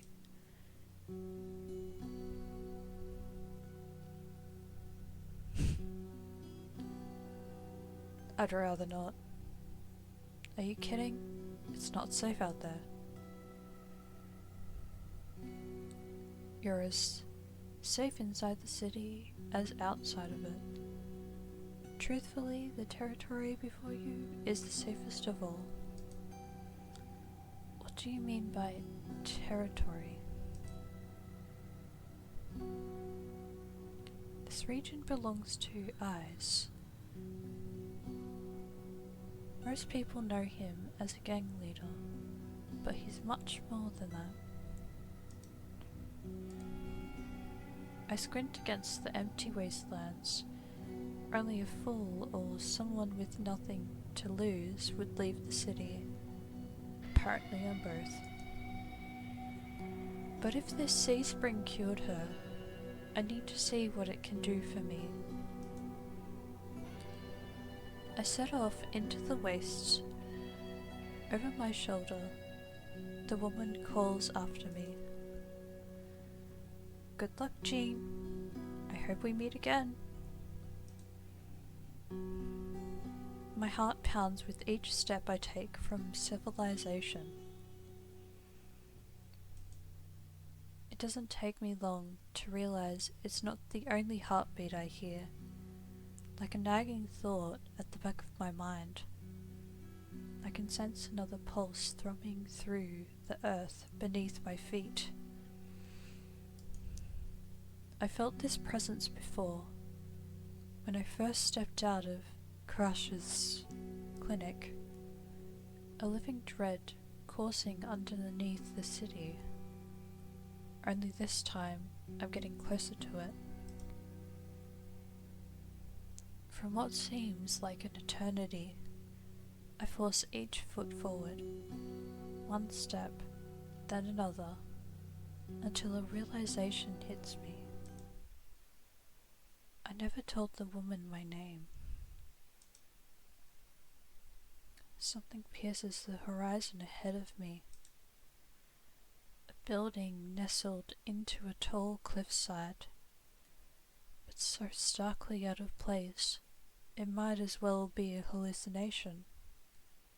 It drips with extravagance and honeyed mahogany, an ornate jewel of architecture. A row of dark silhouettes stand out on the horizon. Trees, I think, until I'm close enough to realize that what I mistook for branches were spikes and jutting tendrils. Soulless. Several of them watch me in the distance, like statues. I don't think, I just run. Exploding into a messy sprint, I push my legs as fast as they'll take me towards that decorated building.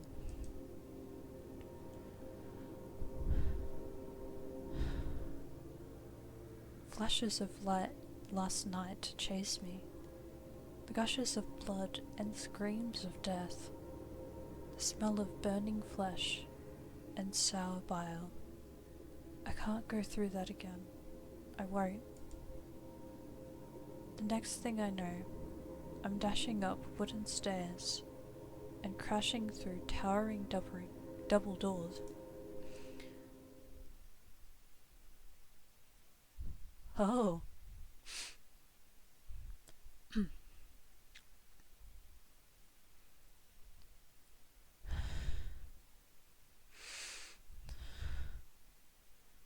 I gasp for air, my lungs burning from exertion. I'm desperate to be safe, but when I process my surroundings, it's more hellscape than sanctuary. Blood flows all around me, overwhelming my vision with a lurid, unholy red. Instinctively, my hand leaps to my mouth. But the rotten stench of blood never comes. Instead, a smoky scent hangs in the air, sharp and spiced. I swallow thickly, convincing myself that it's not as gruesome as it appears. This has to be the sea spring, the place that grants miracles. Pulling my eyes away from the pool, I take in the rest of my environment. Tall pillars flank me, blanketed in written notes. Seating pillows scatter the floor. A rustic kettle sits nearby. Someone must live here, despite how eerily empty it is.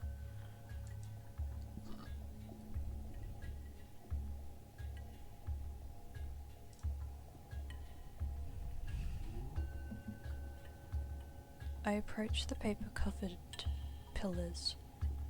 Maybe something here can tell me more. I reach for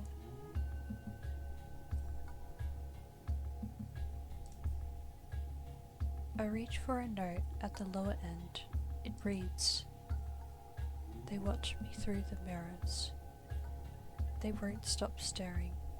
They know what I did, but they won't have me. I'm safe now. I'm safe now. I'm safe now."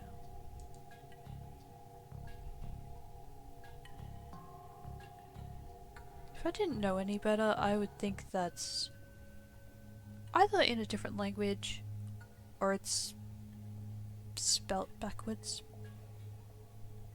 But I'm not going to read it. The writing deteriorates into unintelligible scrawl. Before I can ponder it further, a sharp chill runs down my spine. Something's watching me. I quickly set the note back, my eyes darting around the wooden deck, but it's still empty, vacant. Finally, I look towards the sea spring. That stillness hides something deeper, something wrong, something familiar. It's watching me. Hey.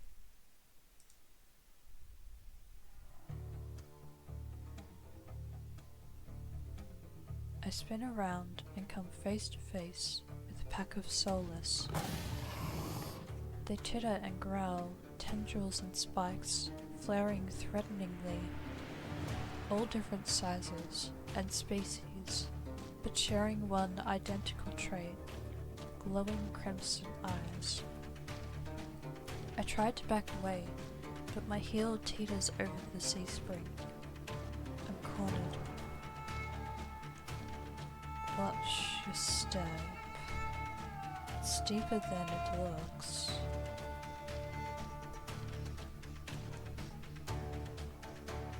That voice again. At the sound of it, the soulless freeze. The snarls quieting.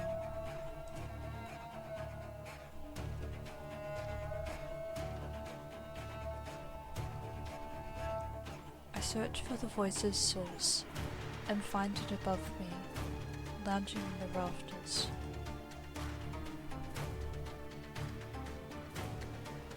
You look lost, little sparrow.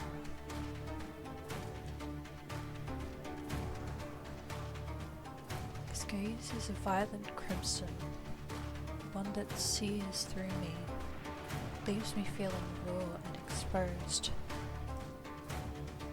They're the same eyes I've seen over and over. First with this scarred woman, now with the soulless circling me, all bound by the sea spring's blood red. In the shroud of darkness behind him, shapes like massive tentacles twist and coil around the wooden beams. Focus.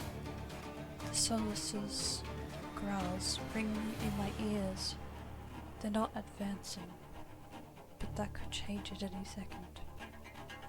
Panic rises in my throat as I struggle to track them.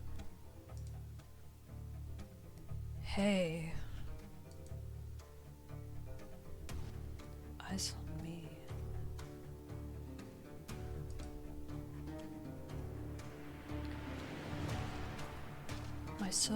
My stomach rolls as I tear my eyes away from the soulless. Don't ignore someone who is talking to you. It's not polite.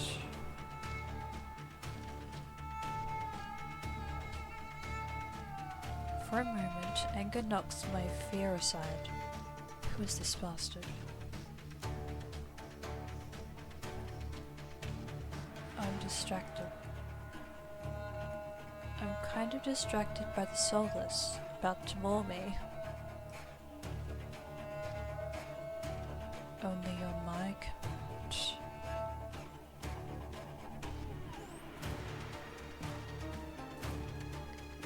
I scan the soulless again.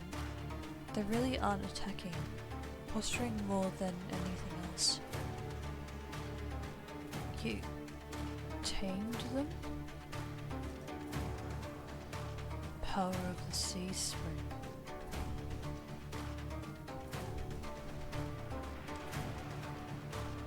They're hungry, so they might bite. You could give me a reason to stop them. How about I didn't do anything wrong? Trespass.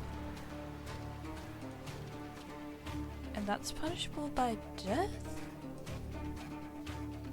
He gives a non-committal shrug. Expecting mercy is your first mistake. My voice stops in my throat. This man's terse coolness is both infuriating and terrifying. I rack my brain for a way to diffuse the situation.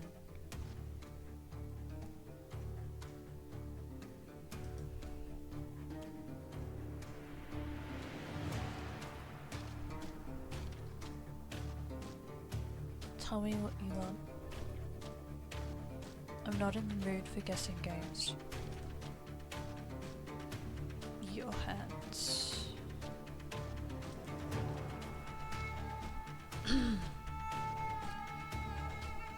Alarm jolts through me. I hide my hands under my cloak. Show me.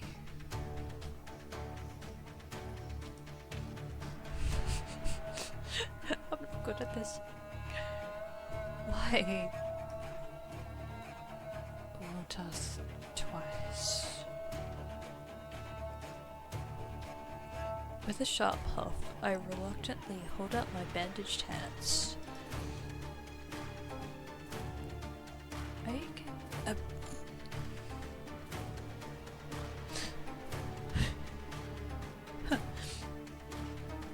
Are you getting off on this? Unwrap them. This sounds so weird. He rushes to my face and fire to my tongue. I should give him a piece of my mind, but not when his soul is so one command from ripping me to shreds. Yet no matter how much I will myself to move, my body is frozen in place. I stand there for a long agonizing minute. My hands are trembling when I finally raise them. I know the skin between the wrappings all too well, the hideous, unnatural flesh I've grown to despise. I grip the edge of the bandages. Stop.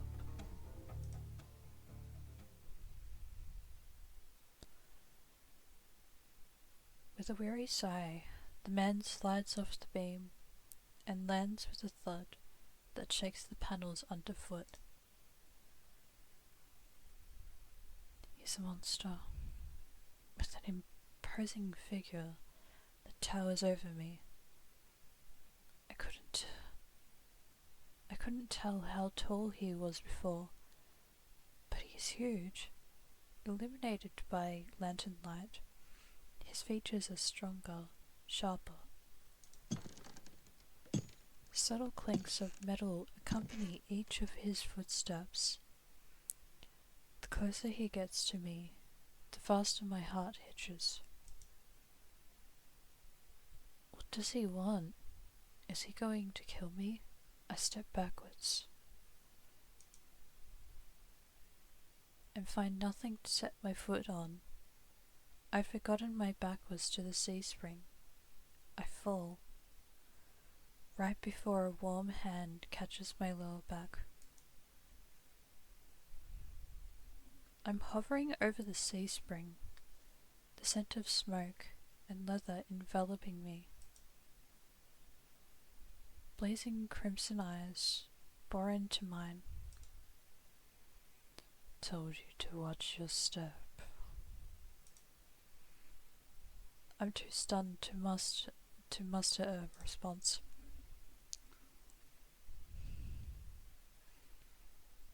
Like I weigh nothing, he guides me back to solid ground and steps back. Following a subtle gesture from his fingers, The solace around us disperse and relax. The shift in their demeanour is so abrupt, it gives me whiplash. The enormous tentacles are no longer in the rafters, though now I doubt I ever saw them at all. Either way, I exhale a breath of relief. Thanks. As focused on me as he was before, the monster pays no attention to me now.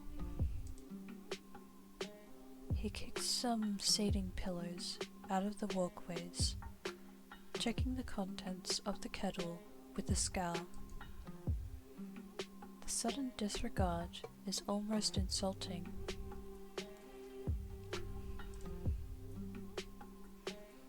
So that's it? I'm not a threat anymore? Never were one. Then why'd you threaten me? People get honest when they're afraid. In other words, he was messing with me? I drag a hand over my face, exhausted by the fact that this is the second time a monster has provoked me today. Your eyes, aren't you? Depends who's asking. One of your friends told me this was your territory. She also said you were a gang leader. But there's no one else here. I thought there'd be more people. Eyes picks up the kettle and walks to the edge of the sea spring, then dumps out the contents into the endless red. Gang took a walk. His pleasant smile stretches across his face, ear to ear. Then in an instant, it drops. I get the sense that I shouldn't ask about his gang again. What do you need the sea springs power for?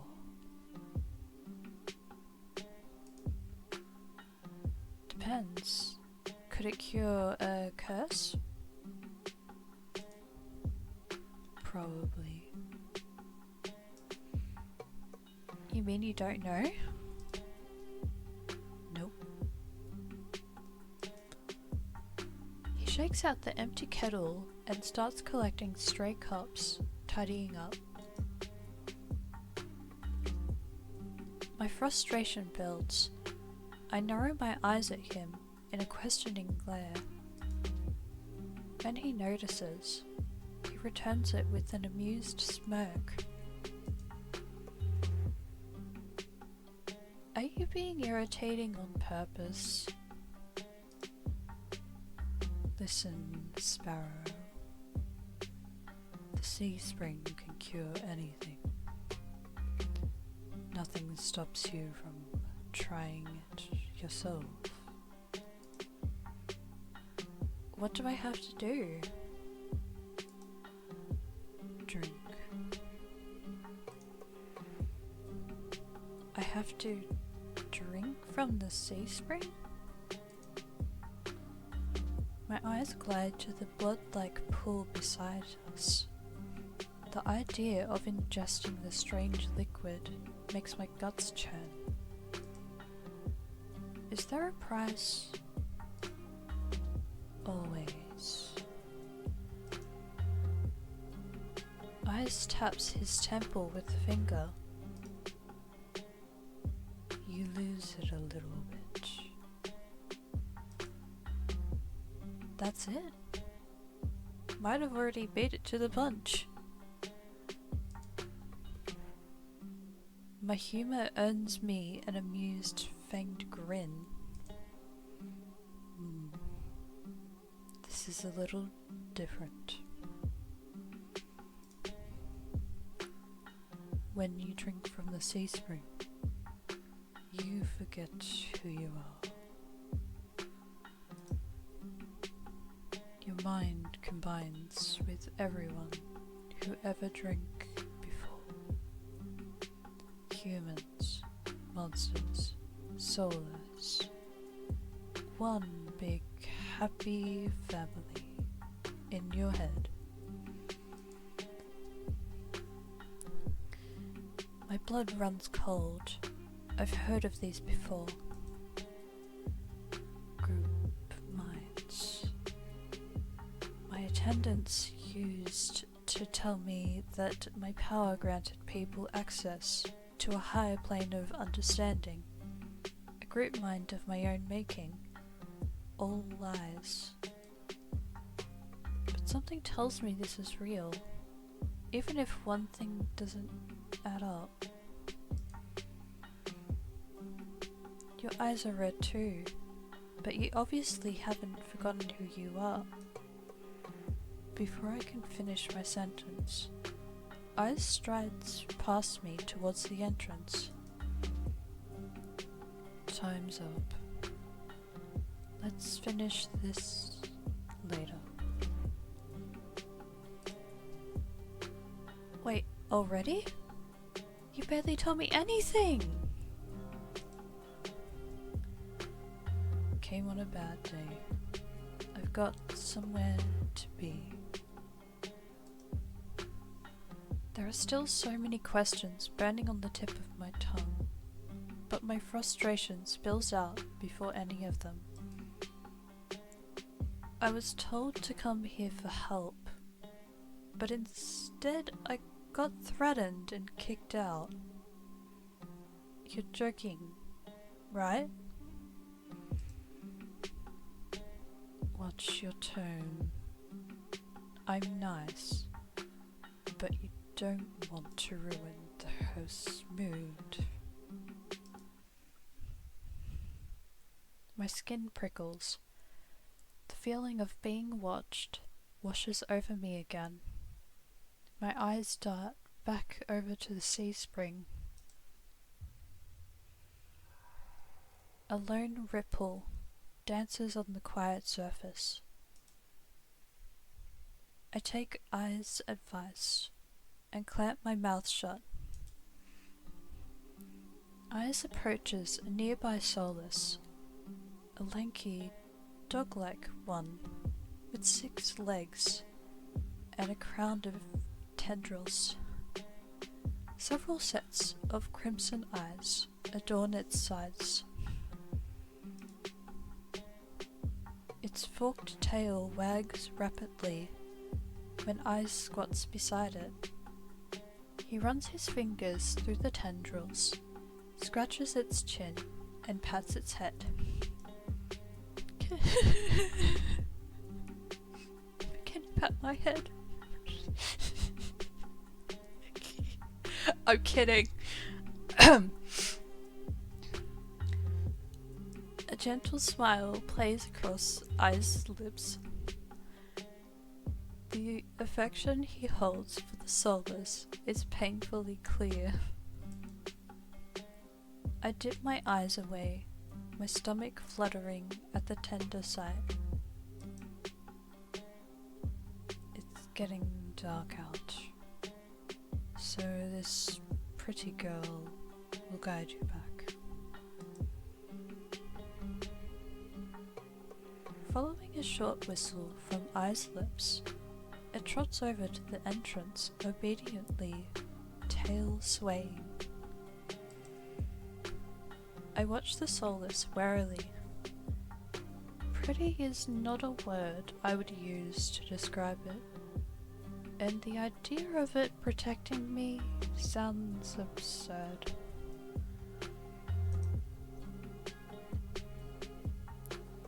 If I decide to drink, how should I find you? Find someone with eyes like mine. They'll point you in the right direction. But think it over. Once you drink, you can't go back. It's a lot to process, but I give a small nod. At least I know I have another option for a cure, as disturbing as it may be. I follow the soulless at a measured distance and watch it nudge the giant doors open with ease. When I'm about to cross the threshold, I sneak one last glance behind me.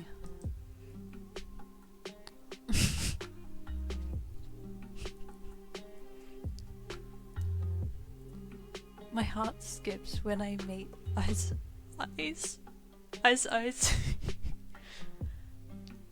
I'm about to snap my head away, but he just flushes me an easy smile.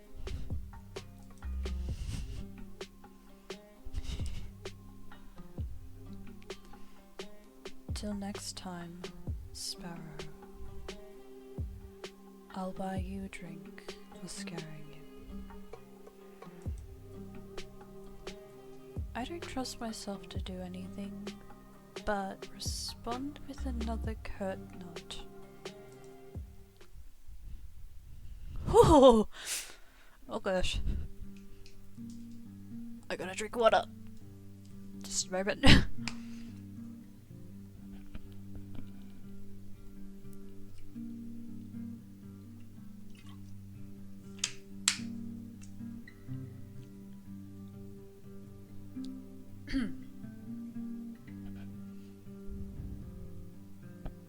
Outside, more crimson-eyed soulless scuttle about.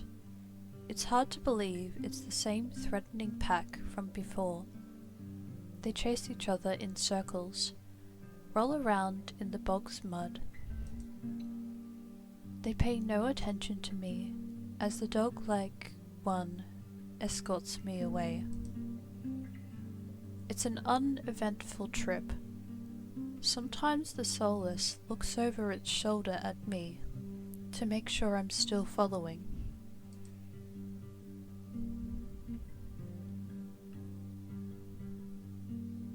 Dusk darkens the sky by the time we reach the city. I can't sense that massive heartbeat anymore. Maybe it was all in my head. The soulless sits and looks at me expectantly with familiar crimson eyes.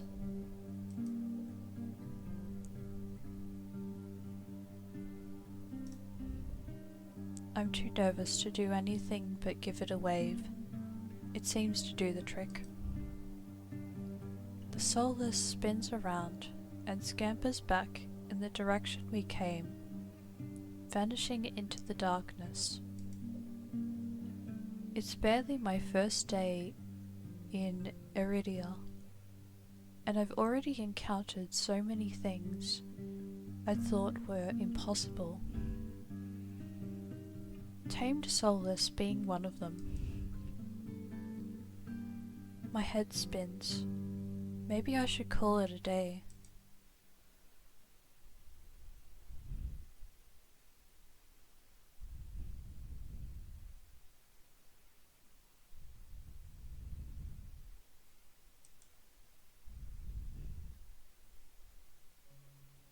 Nightfall creeps across the streets of Iridia. The city, labyrinthine, even in daytime, has become a warren of treacherous alleyways.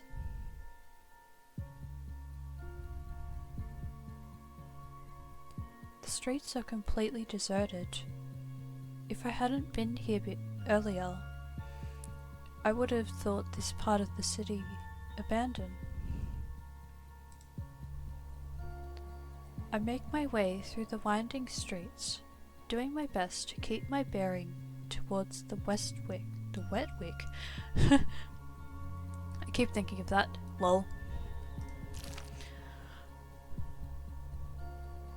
My steps slow when I hear rustling in the dark. I strain my ears, but everything is still. Is the silence playing tricks on me? Oh.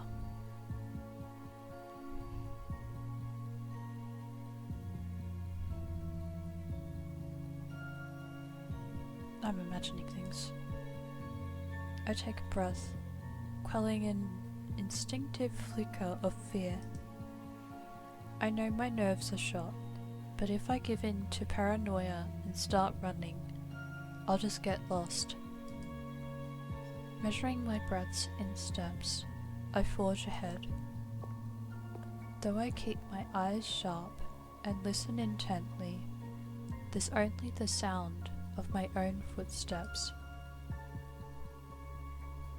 As the moments pass and nothing happens, I begin to wonder, maybe I really did imagine that noise. I turn the next corner, and my thoughts come screaming to a halt. My head spins, the world blurring as adrenaline rushes through my veins. Only one thing is clear amidst the haze. The soulless that attacked the caravan. It's crouched over a dark, indistinct shape. A body. A garland of intestines spill from pallid flesh. Blood grouts the cobblestones. For a mercy, the soulless is too distracted by its meal to have noticed me. My feet feel as heavy as stones, but I can't just stand here,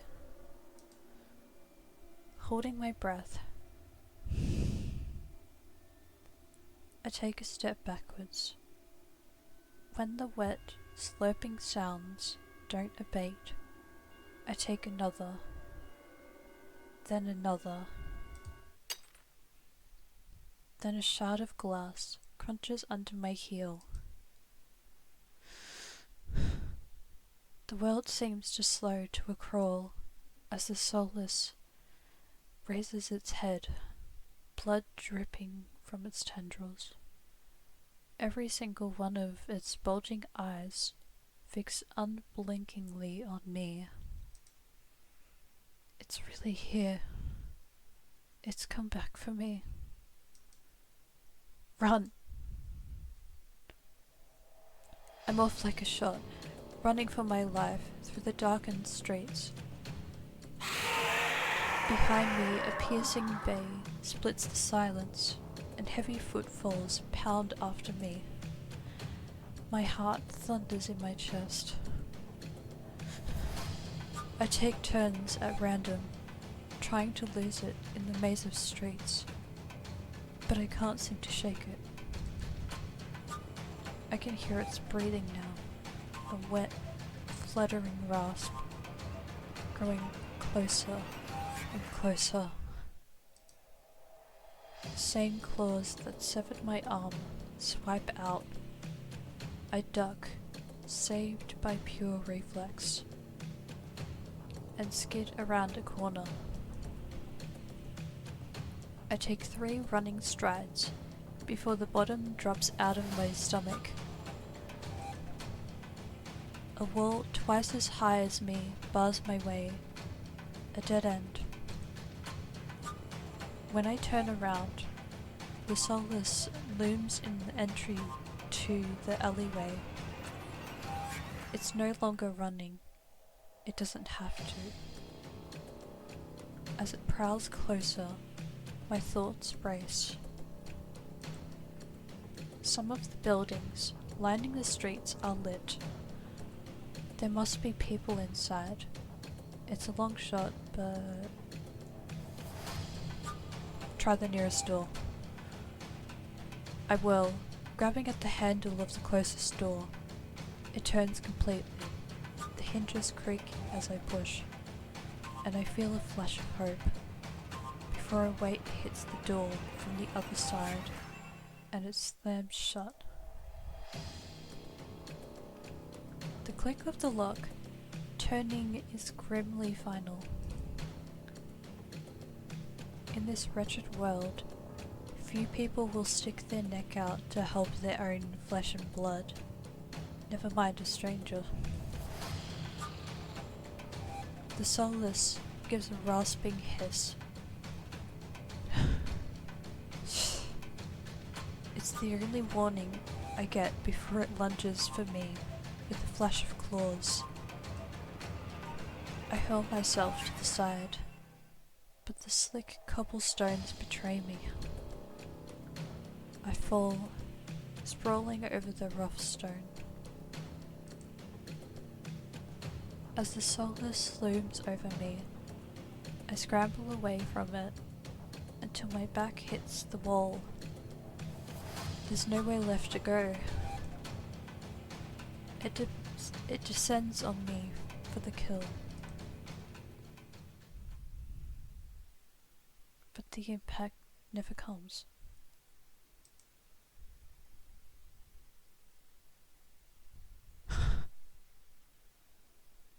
Oh. I warily crack one eye open, then the other, not sure whether I should believe what I'm seeing. A hooded figure crouches in front of me, one blood-stained hand outstretched. Oh. Moonlight silvers the edge of their stiletto knife. Their face and hands are splattered with blood, and the soulless. My eyes dart past my unexpected rescuer to the misshapen form behind them. The soulless's many eyes, once restless and vibrant, now look dull and waxy. A red pool spreads slowly from under its body. Numb with shock, I can't help but stare. It's dead. After all the people it's killed, after nearly killing me twice, I can hardly believe it.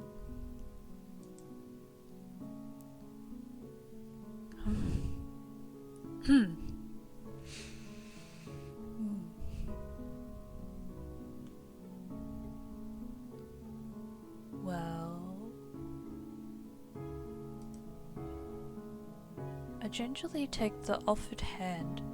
The stranger's gaze dips to my bandages. Pale lips part, on the brink of a question, then close again.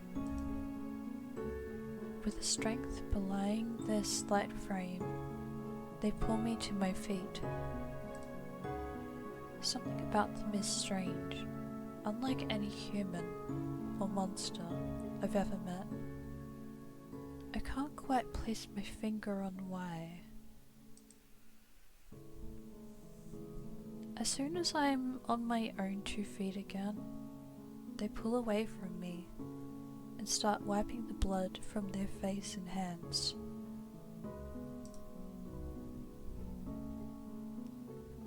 Stay there. They turn away from me stiffly, leaning over the soulless, gangly body. With their back towards me, I realized that I saw their hooded silhouette at the cenobium.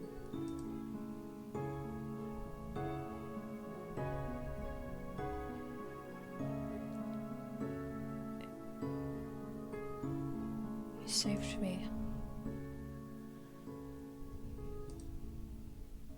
I shouldn't have had to. Their harsh response takes me back. Before I can formulate a response, they continue. And before I continue, I'm gonna drink water again.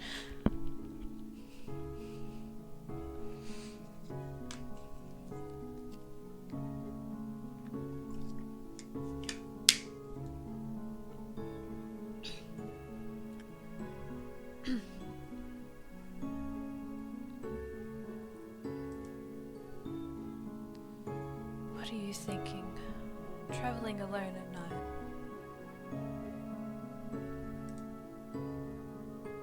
This is far from the worst thing haunting Lowtown.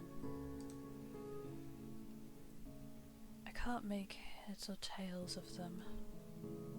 First they save me, and now they scold me? Lesson learned. I could do without the lecture though.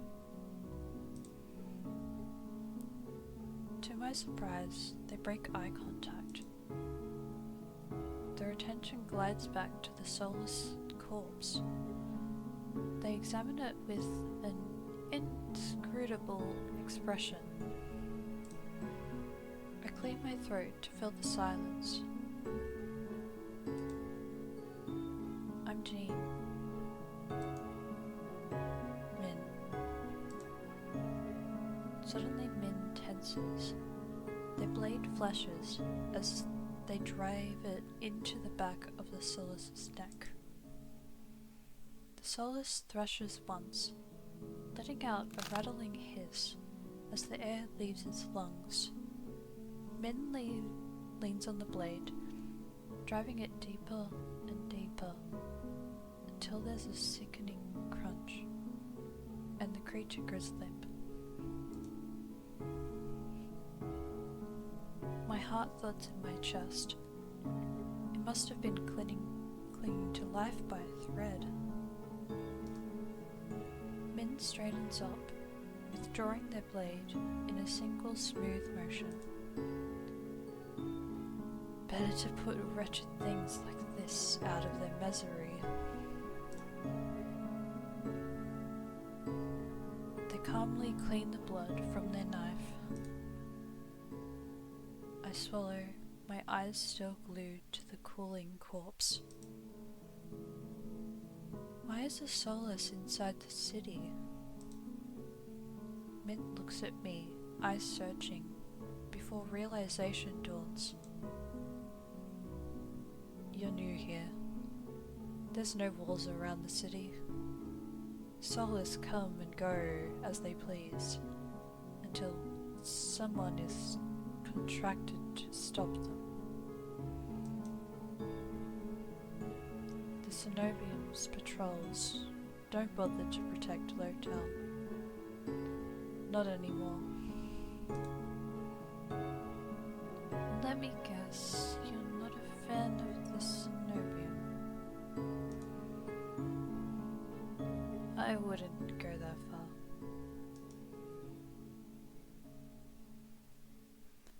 Their brow abruptly furrows, and they sheath their knife, motioning for me to follow them.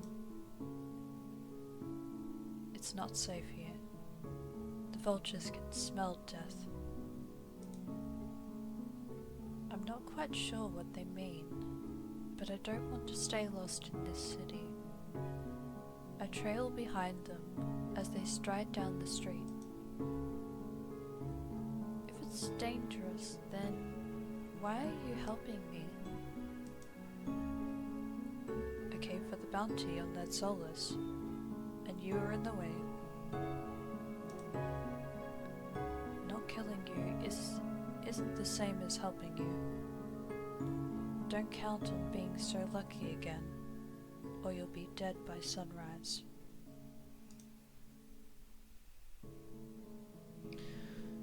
The answer is stingingly harsh. I just need to find my lodgings. I mean, either one. Either one, honestly. But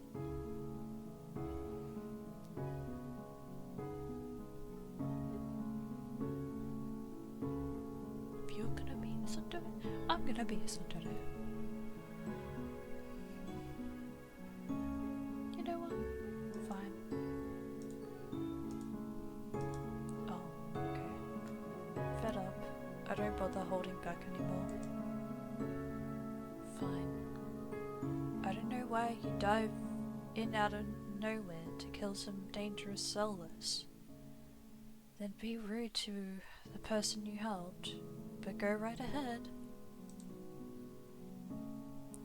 Min blinks, staring at me like my head just spun around on my neck.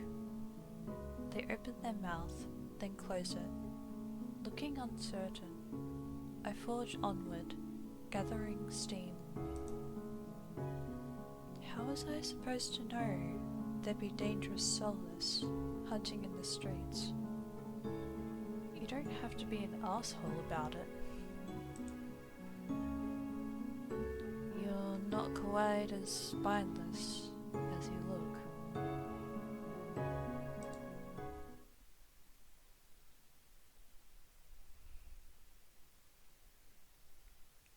Jean? Oh. It's you, okay.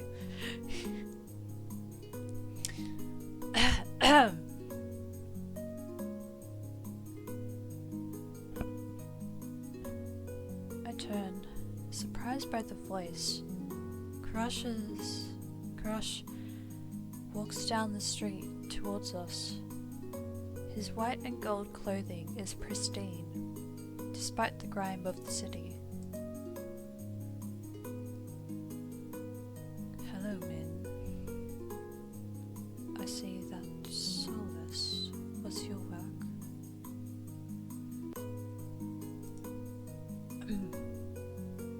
Min shrugs.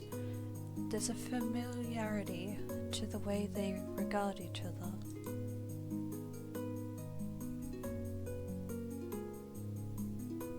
You know them, Crush?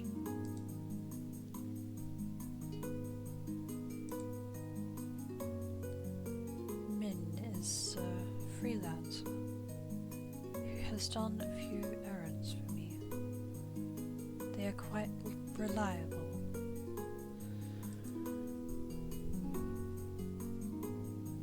Unreliable freelancers don't eat.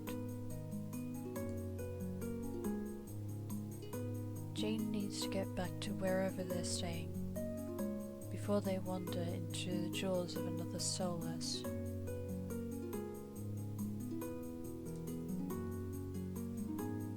It is late.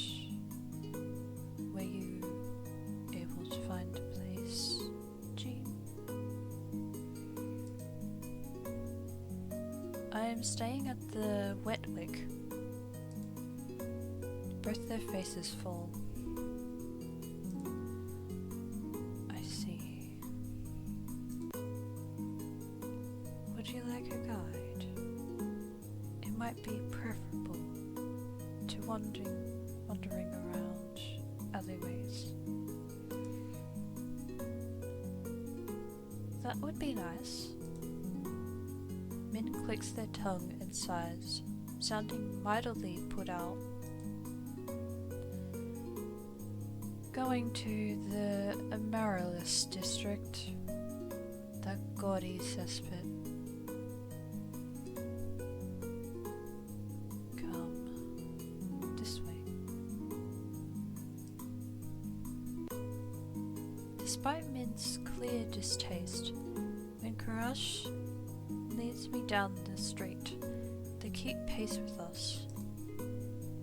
Catching my curious glance, Min's eyes narrow. It's not safe this late. I don't care about you, but Crush is the only doctor worth a damn in this place.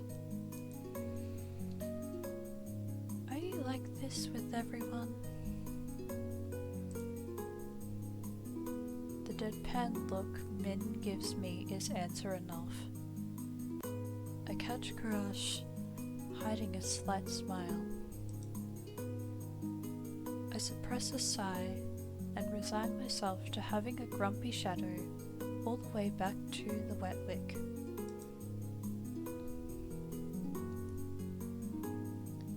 The route Karash takes is completely different from my slow meandering earlier in the morning. In no time at all, he cuts through darkened streets and twisting alleys.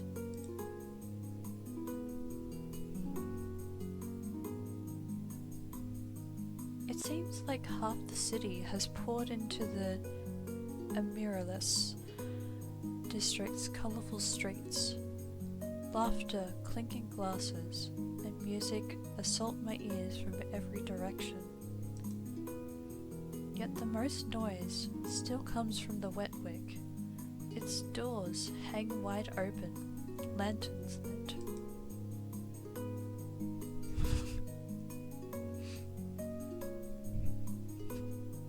So beautiful. I mean, what? Here we are. He moves toward the door, and Min lets out an audible huff. Don't tell me you're going in. I have some quick business with Leander.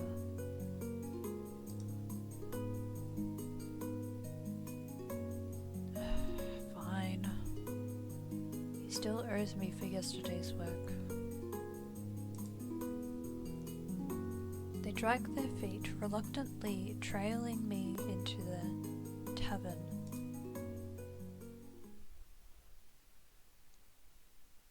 Wow. I have met all the characters now.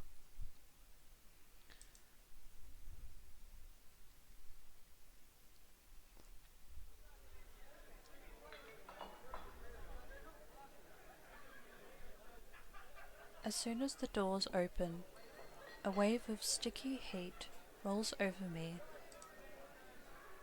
In the hours since I left, the wick has grown suffocatingly crowded. Crush stands out, easily a head taller than most. Even so, I nearly lose sight of him amid the sea of swarming bodies. Pardon me. The crowd parts as though answering his request. Crush glances over his shoulder at Min and me before gliding through. How can anyone breathe in here?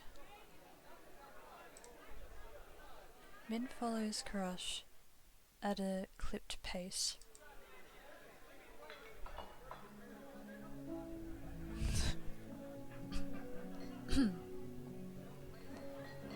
Leander is right where I left him, although he's traded places with the bartender. He holds a pair of shot glasses, filled to the brim with luminous green liquid. Oh, I wonder what that is. And now... oh. And now for the finishing blow. Finishing touch. I've heard that phrase so many times. Anyway, a flash of magic paints the glasses white with frost. I'm fine.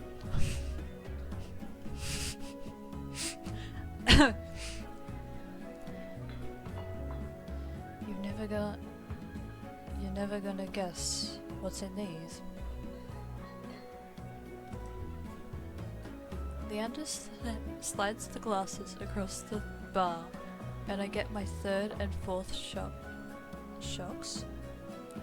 Oh, of the evening in rapid succession.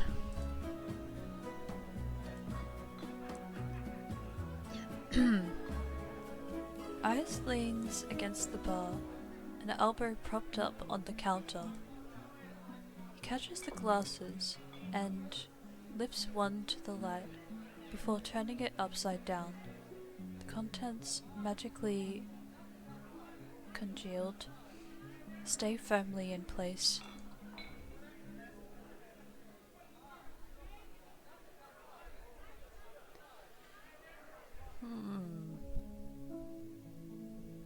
Supposed to make drinks, pretty boy.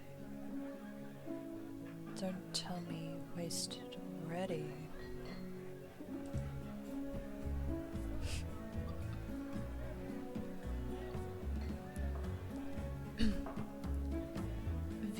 perched on the bar's counter beside Eyes, takes a single look at the shot glass and shakes his head. What have we here? A bucket full of boogers. The Anders knows treasure.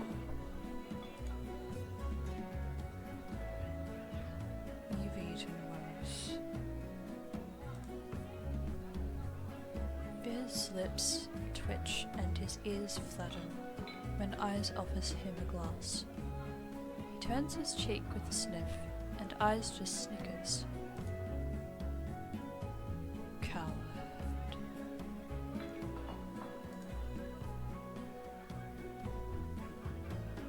Don't tell me your action. In one fluid motion, Eyes throws back his head and downs the shot.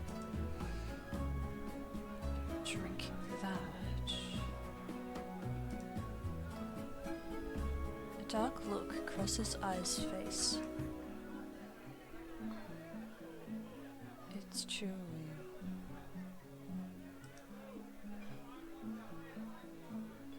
Chewy? Wait, let me try again. Behind me, Min grumbles. I told you this place was a nest of degenerates.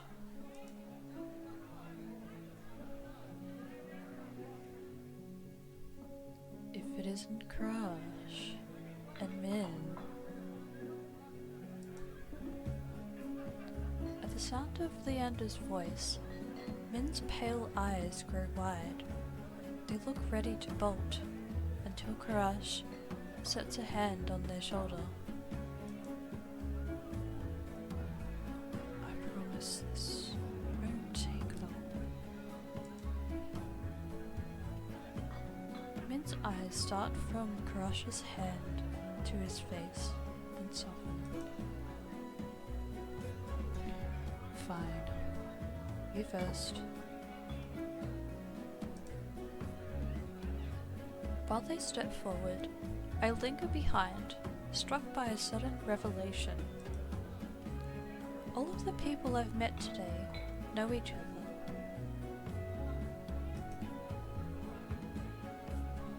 Good evening, Leander. Eyes. Another drinking competition, I presume.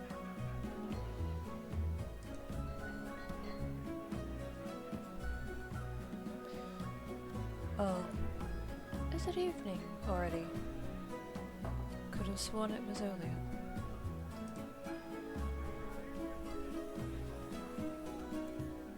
Just some friendly... wait. Just some friendly rivalry, Doctor. Nothing to be afraid of. Crush acknowledges Leander and Ice with the slightest nod, ignoring Veer entirely. Not that Veer seems to mind. He tilts his head, and an impish smile curves his lips when he spots Min looming silently behind Crush. Okay. I almost didn't see you there. Looking for your booster seat.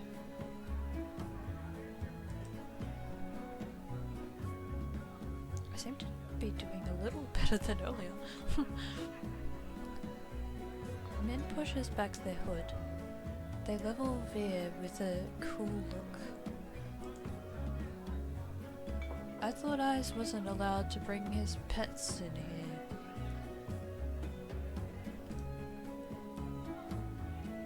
Veer's tail gives an angry twitch.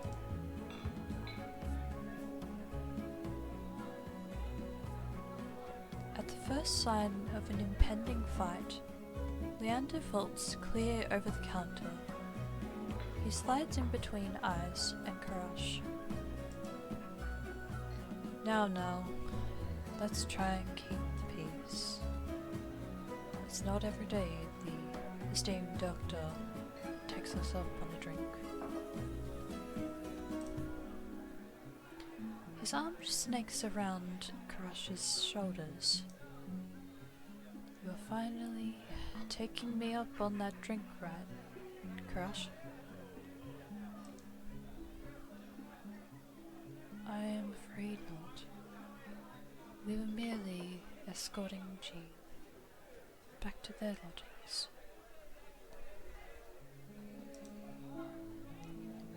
Karash gestures in my direction, and my stomach sinks. I reluctantly step into the light. As soon as he sees me, Leander's face brightens. Gee, it's been too long. Everyone, this is Jean. Then you too, Iridium. I feel 5 pairs of eyes fixed onto me, and suddenly the bar feels suffocatingly small. My voice nearly catches in my throat.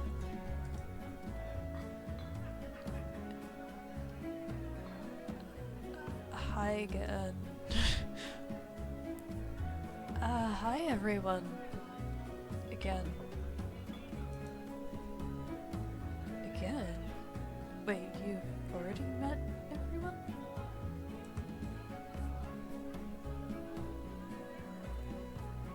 Eyes in fear level me with subtly amused expressions. Fierce tail gives a lazy wag. We did. Not that long ago, either.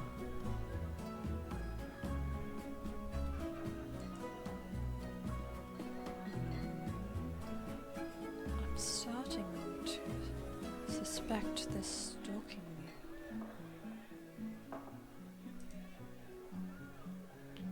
He looks far too pleased with himself when I roll my eyes. This calls for drinks. What does everyone want? In an instant, all eyes turn to Leander, freeing me from the burden of attention. I still can't believe they all know each other. Watching them talk amongst themselves feels surreal.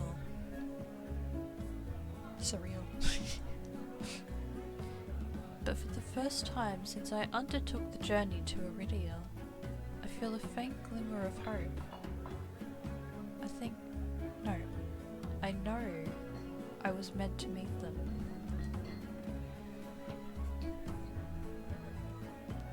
The low, pleasant rumble of Leander's laughter pulls me from my restless thoughts.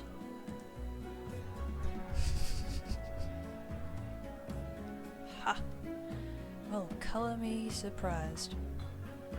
Do you make friends fast, Jean? I wouldn't go that far. We're more like acquaintances. A wise man once said that acquaintances are merely friends you haven't shared a drink with yet.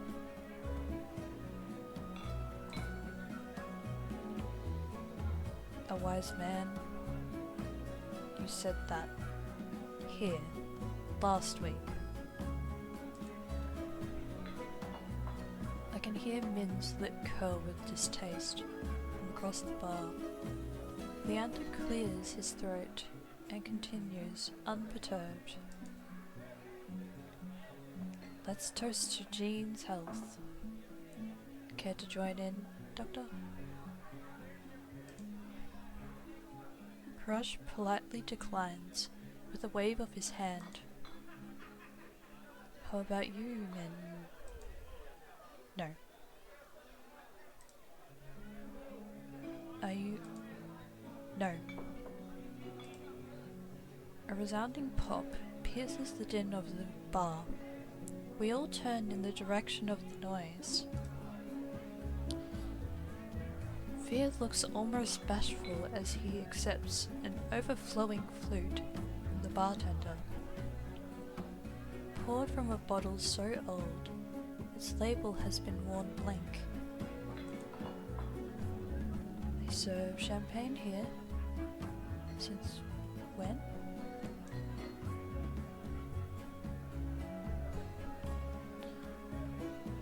Veer pauses in the middle of licking champagne foam from his fingers with a coy smile. You don't mind, do you?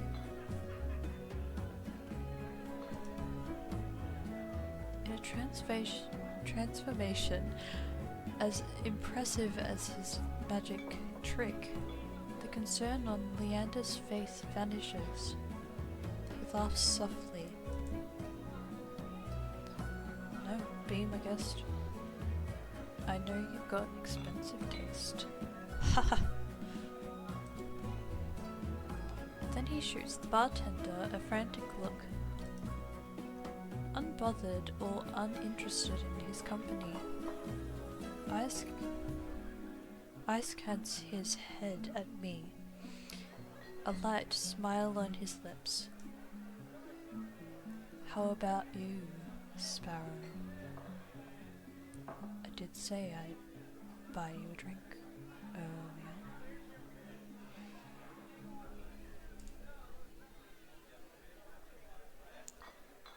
No, my treat. Ice regards Leander over the lip of his glass. In the dim light, the glint in his crimson eyes looks downright dangerous. So, what'll it be, Jean?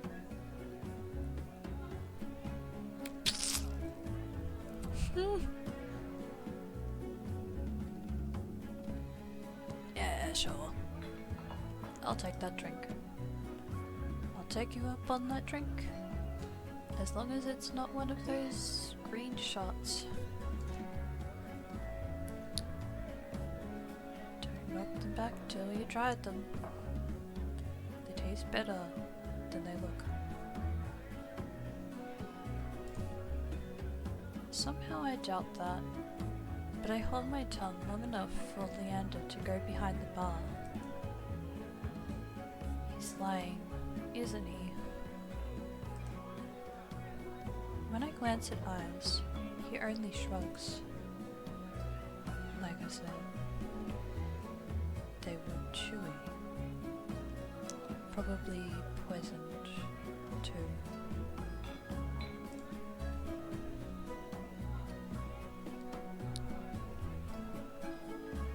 He considers his own drink, a tumbler of amber-coloured whiskey. Leander's tried to kill me in 12 times by now. It's always a gamble.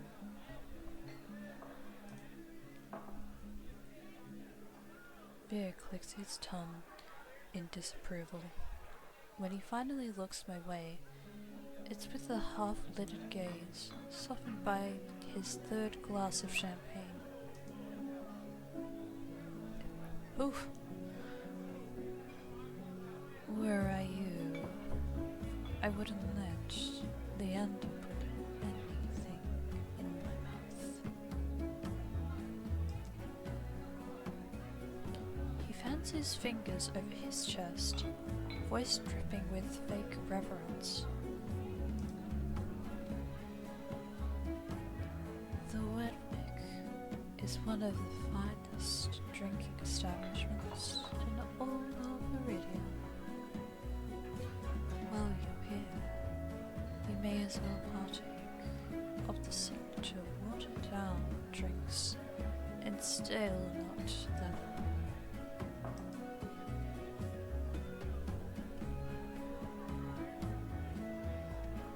He sweeps his hand towards a chipped ceramic bowl filled with spindly, speckled jerky that I can only assume is nut leather. What is with the food in this city? As abysmal as you make it sound, this place is completely packed. It's not all bad. Depending on the day, the food's better.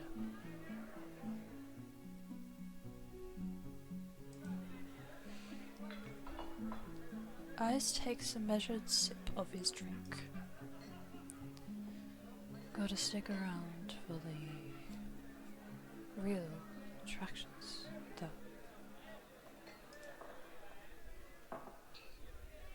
Before I can ask what he means, Leander returns with a tumbler that he sets in front of me. Uneven chunks of ice bob in a pool of reddish purple alcohol.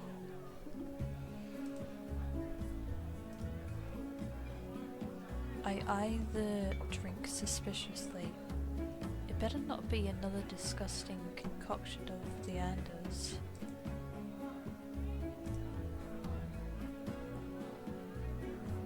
Relax. It's just the local specialty, plum gin. Although if you're feeling more adventurous. I shake my head. Leander rubs his knuckles against the bar until the group falls silent. Alright everyone, let's toast.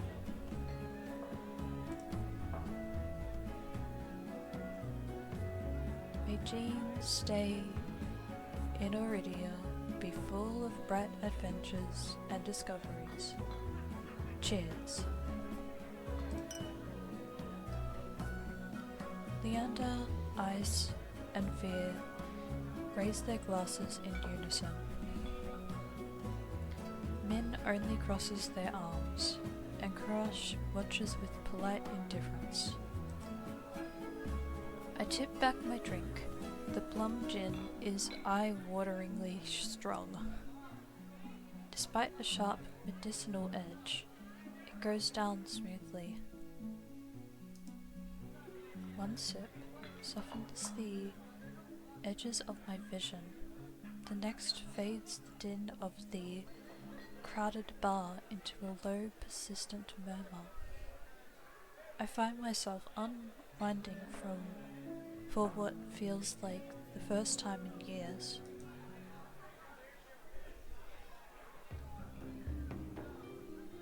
Aren't you the popular one, Jean? I'm guessing you met Karash first.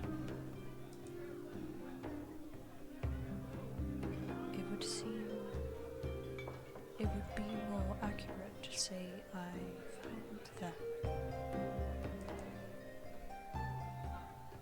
He saved my life. I merely performed my duty as a doctor. Although I must admit that I was confused when I woke up missing all my clothes.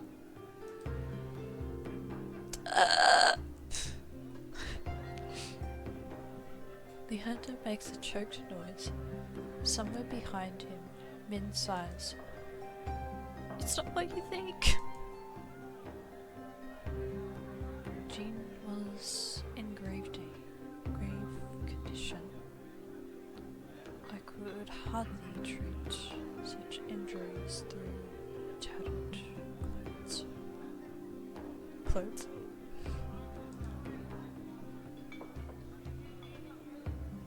I'm setting a record. Oh gosh. Okay.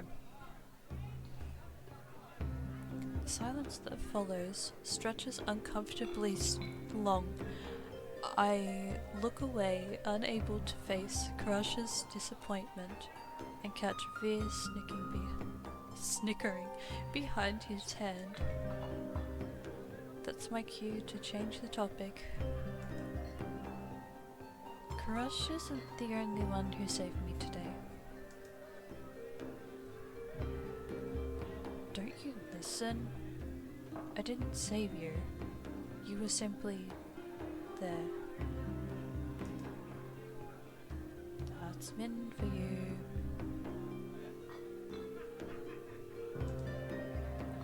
Leander reaches for Min, but they dug under his arm with practiced ease, without so much as looking his way. As reliable as they are moody. You'll want to talk, considering you neglected to warn them to stay off the streets at night.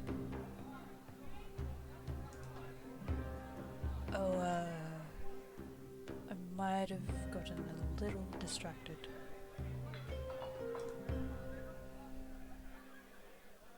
Min's only response is a short breath.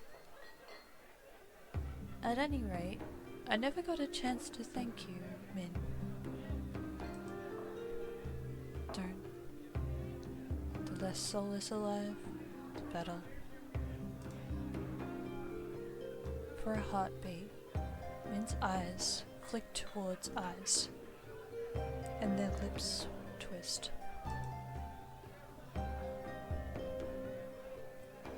Eyes is too busy nodding along to Via's enthusiastic pantomime of stabbing to notice, lost no doubt, in an enthralling discussion.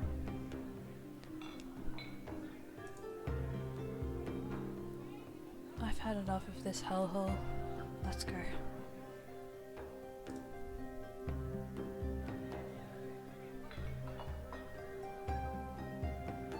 Min and Karash share a brief look, then the doctor speaks up. Very well. But there is something that I must discuss with Leander. If you'll excuse us, Jean. And just like that, the three of them depart, leaving me alone to savor my gin in silence. Also, I think, until I hear a voice so soft and low, it's practically a purr. Lost your tour guide.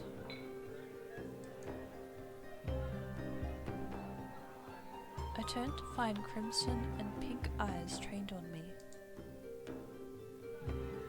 It's not lost on me that they chose the instant the others left to strike.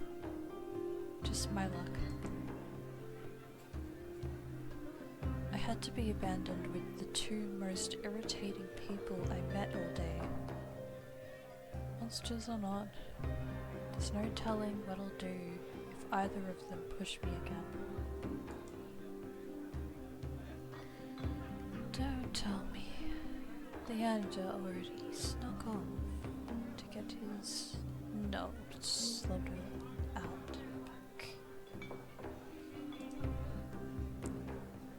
He's got business with Karash and Min. Two on what business?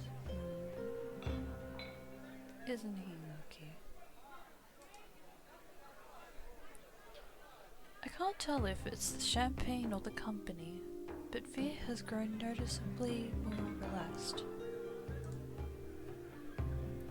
He sits with his chin propped on the back of his hand. His ears twitch whenever a hiccup shakes his shoulders. Why are you so far away? Come join us. He puts the empty bar stool beside Ice, but I hesitate.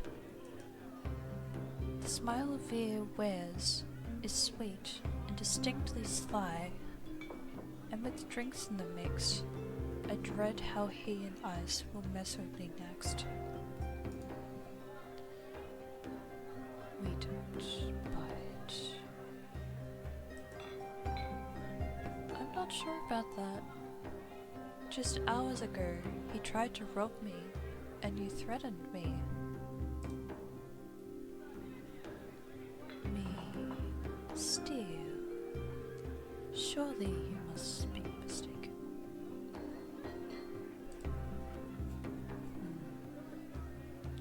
You're sure it was me? Yes, it was you. And then you had the gall to kick me out just so you could go drinking. He gives another one of his shrugs. I was lonely. A simpler answer than I expected, but I guess I can't fool him for that. Via suddenly slumps forward, gossamer sleeves pulling where he rests his elbows on his knees. Ice sets his hands on Via's waist, narrowly preventing him from tipping off the counter. How about we start fresh? Begin with proper introductions. Get off on the right foot and whatnot. I'll start. The name's Via. Hunter extraordinaire.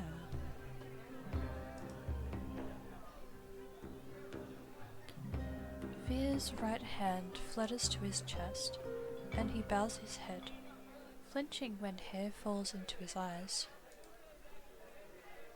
Ice doesn't say anything, so I suppose it's my turn now.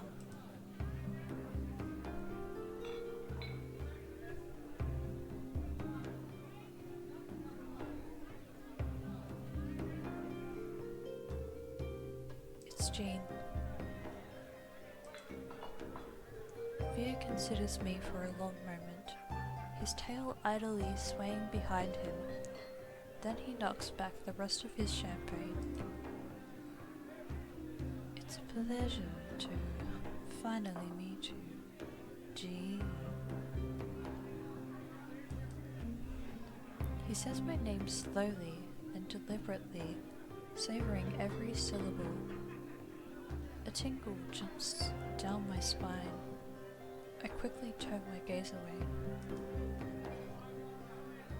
Ice smirks at my reaction over the rim of his glass. Rim of his glass.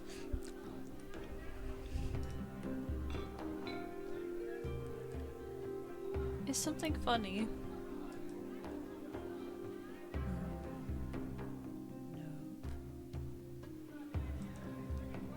I open my mouth and close it just as quickly. They want me to react, goading me into another ridiculous game. While their sharp, cat-like eyes keep me on edge, something about this tension is fun. It must be the gin. A flash of white over I's shoulder catches my eye. Across the bar, Crush heads for the door. I don't see Leander or Min, but it feels wrong to let him leave without saying goodbye. I'll be back.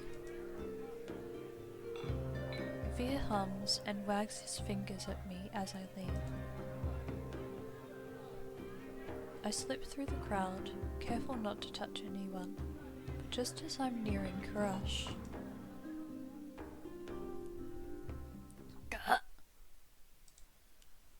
I stagger, shoulder checked by a man with a neck thicker than both my thighs. He stares down at me, nostrils flaring. Out of my way, shit stain. Gosh, my words spill out on their own. You watch it. I regret them as soon as they leave my mouth. That fucking gin. The roughneck wheels around, shoving a bloodhound out of the way so he can close in on me. What did you say? He shoves me backwards, sending me stumbling to the sticky floor. I'm fine, but my heart leaps into my throat when I see the roughneck bearing down on me. Trying to start something here. The roughneck freezes, his fist cocked back. A group of bloodhounds called by the commotion circle him, sizing him up. For what feels like an agonizingly long moment, the roughneck looks from me to the bloodhounds. Finally, he sniffs and spits on the floor next to me. The lob narrowly misses my cheek. Screw it. Too many freaks in this circus tonight. He turns his back on me and comes face to face with Ice. Yep, I know that face. I know that facial expression. A dangerous smile spreads across his face. You'll do. What happens next is a blur. Ice fist crashes into the roughneck's jaw, causing an eruption of gasps, shouts, and even cheers around us. I scramble to my feet, right as the frantic crowd swarms around me, cutting off my sight of everything and everyone.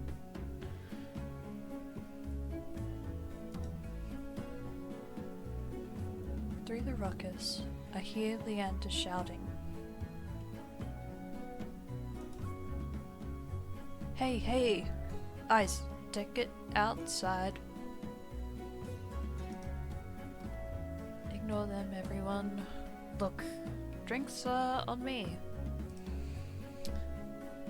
With those 4 words, the wick erupts with hoots and hollers. The ring around me disperses as bloodhounds and onlookers rush towards the bar.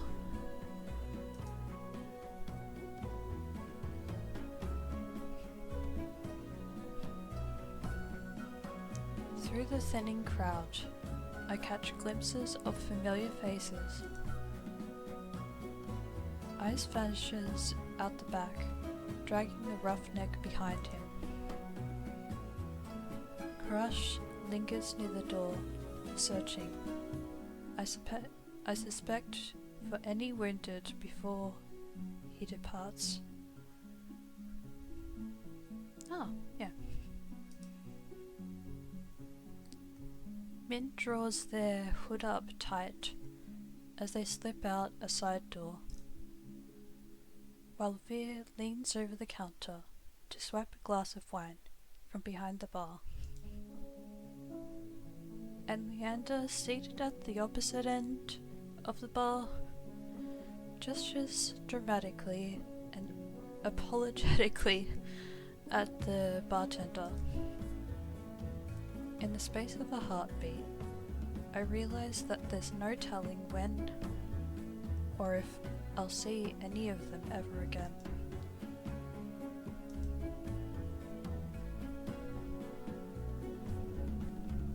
Whoever I may pursue... Whoever I pursue may be the last person I get to speak to tonight. I follow.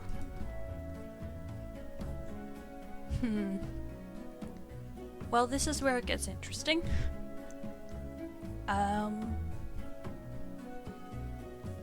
actually going to stop there for tonight, for this stream.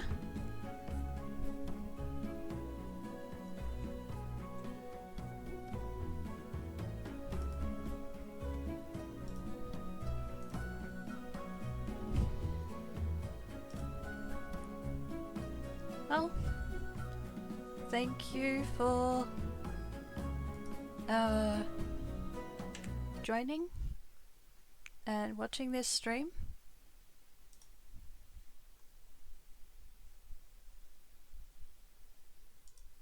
And yeah, thank you for stopping by and take care.